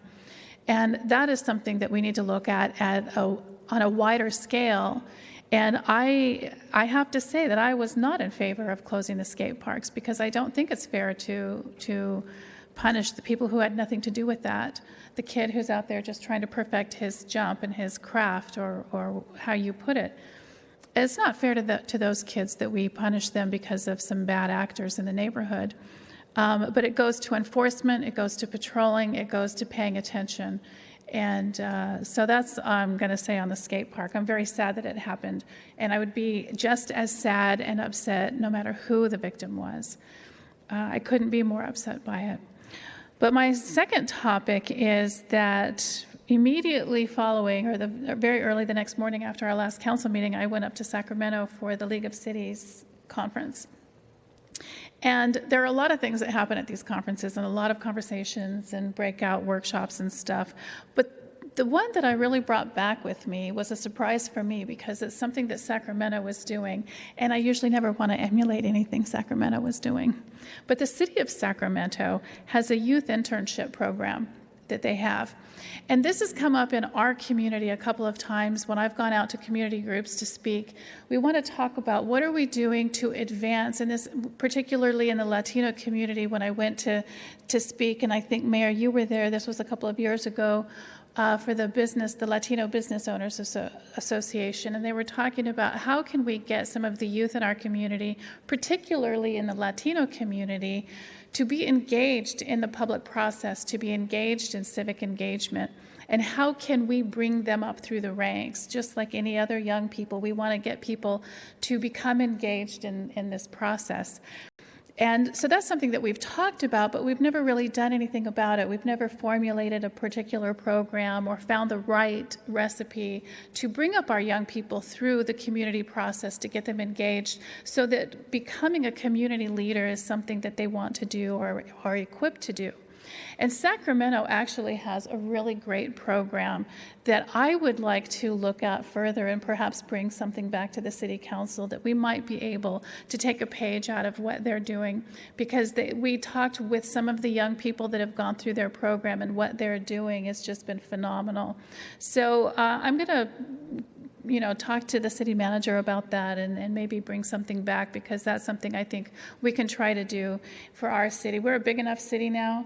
I think that it would be great if we could do some kind of an intern program, not just here at City Hall on campus here, but throughout our city facilities, perhaps, and in different ways that might take what we do with our Leadership Academy to another level, particularly for young people. So on that, it was a really great conference in Sacramento. Thank you. Councilmember Aguilera. Thank you, Madam Mayor. So I think, it's real disappointing what happened at the skate park, for sure. I mean, you never want to see an employee assaulted, or at least held against his will and robbed. But I think we do need to send a message. It's a week. We're going to be back at it. It's this Saturday, and everybody hopefully will mind their business. I've directed staff to, let's find the people responsible, and let's, hopefully punish them. And I know the city is working with the sheriff to take care of that. So that's where I stand with it. I did want to update you on some NCTD stuff. I think NCTD is going to be coming out in support of a controversial tax, SB1. And, I know that's a no-go for a lot of people, but our transit system is in need of repair. And it's not because the people of NCTD want to tax the people, but we need money. The buses need to be replaced by 12 to 15 per year. Each bus is going to cost a little over $500,000. And part of that is because they're transferring or changing over to CNG so that they burn clean. And there's 98 vehicles right now, buses, that are basically past their lifespan and need to be replaced. That would be $51 million to replace them. Coaster, $49 million to replace the locomotives there. There's actually quite a bit more to the coaster than just that. That's just for the locomotives. And the Sprinter is ridiculous. And I don't want to get into all the details, but it's a very specialized vehicle. I believe the previous board probably didn't realize what they were getting into, but they're buying a one-of-a-kind vehicle. So those vehicles need to be replaced. Don't be looking at me. Oh, sorry. No, I think, there was probably a good deal at the time, but the bottom line is there's no parts for the vehicle. So they are going to be able to renovate them for like $3.3 million a piece. So that'll, extend their lives for 5 to 8 years. But at some point, it's $245 million to renovate the Sprinter. So anyways, just so you know why there'll probably be a board member supporting it. And none of us like to tax our citizens, but in reality, there's parts of our transit system that need repair, just like our roads do, and the money's just not there. So without the Prop A funds, SB1 was the fallback. And as we know, there is a movement to revoke that, and I'm not particularly in favor of how that was imposed on us at all. But just, there's always two sides to every story. I'm learning that by sitting on NCTD board, and I appreciate being on the board. And I'm bringing this up also, so I will be in Atlanta at our next meeting, so I will be missing the next council meeting. And we will be looking at locomotives out in Atlanta.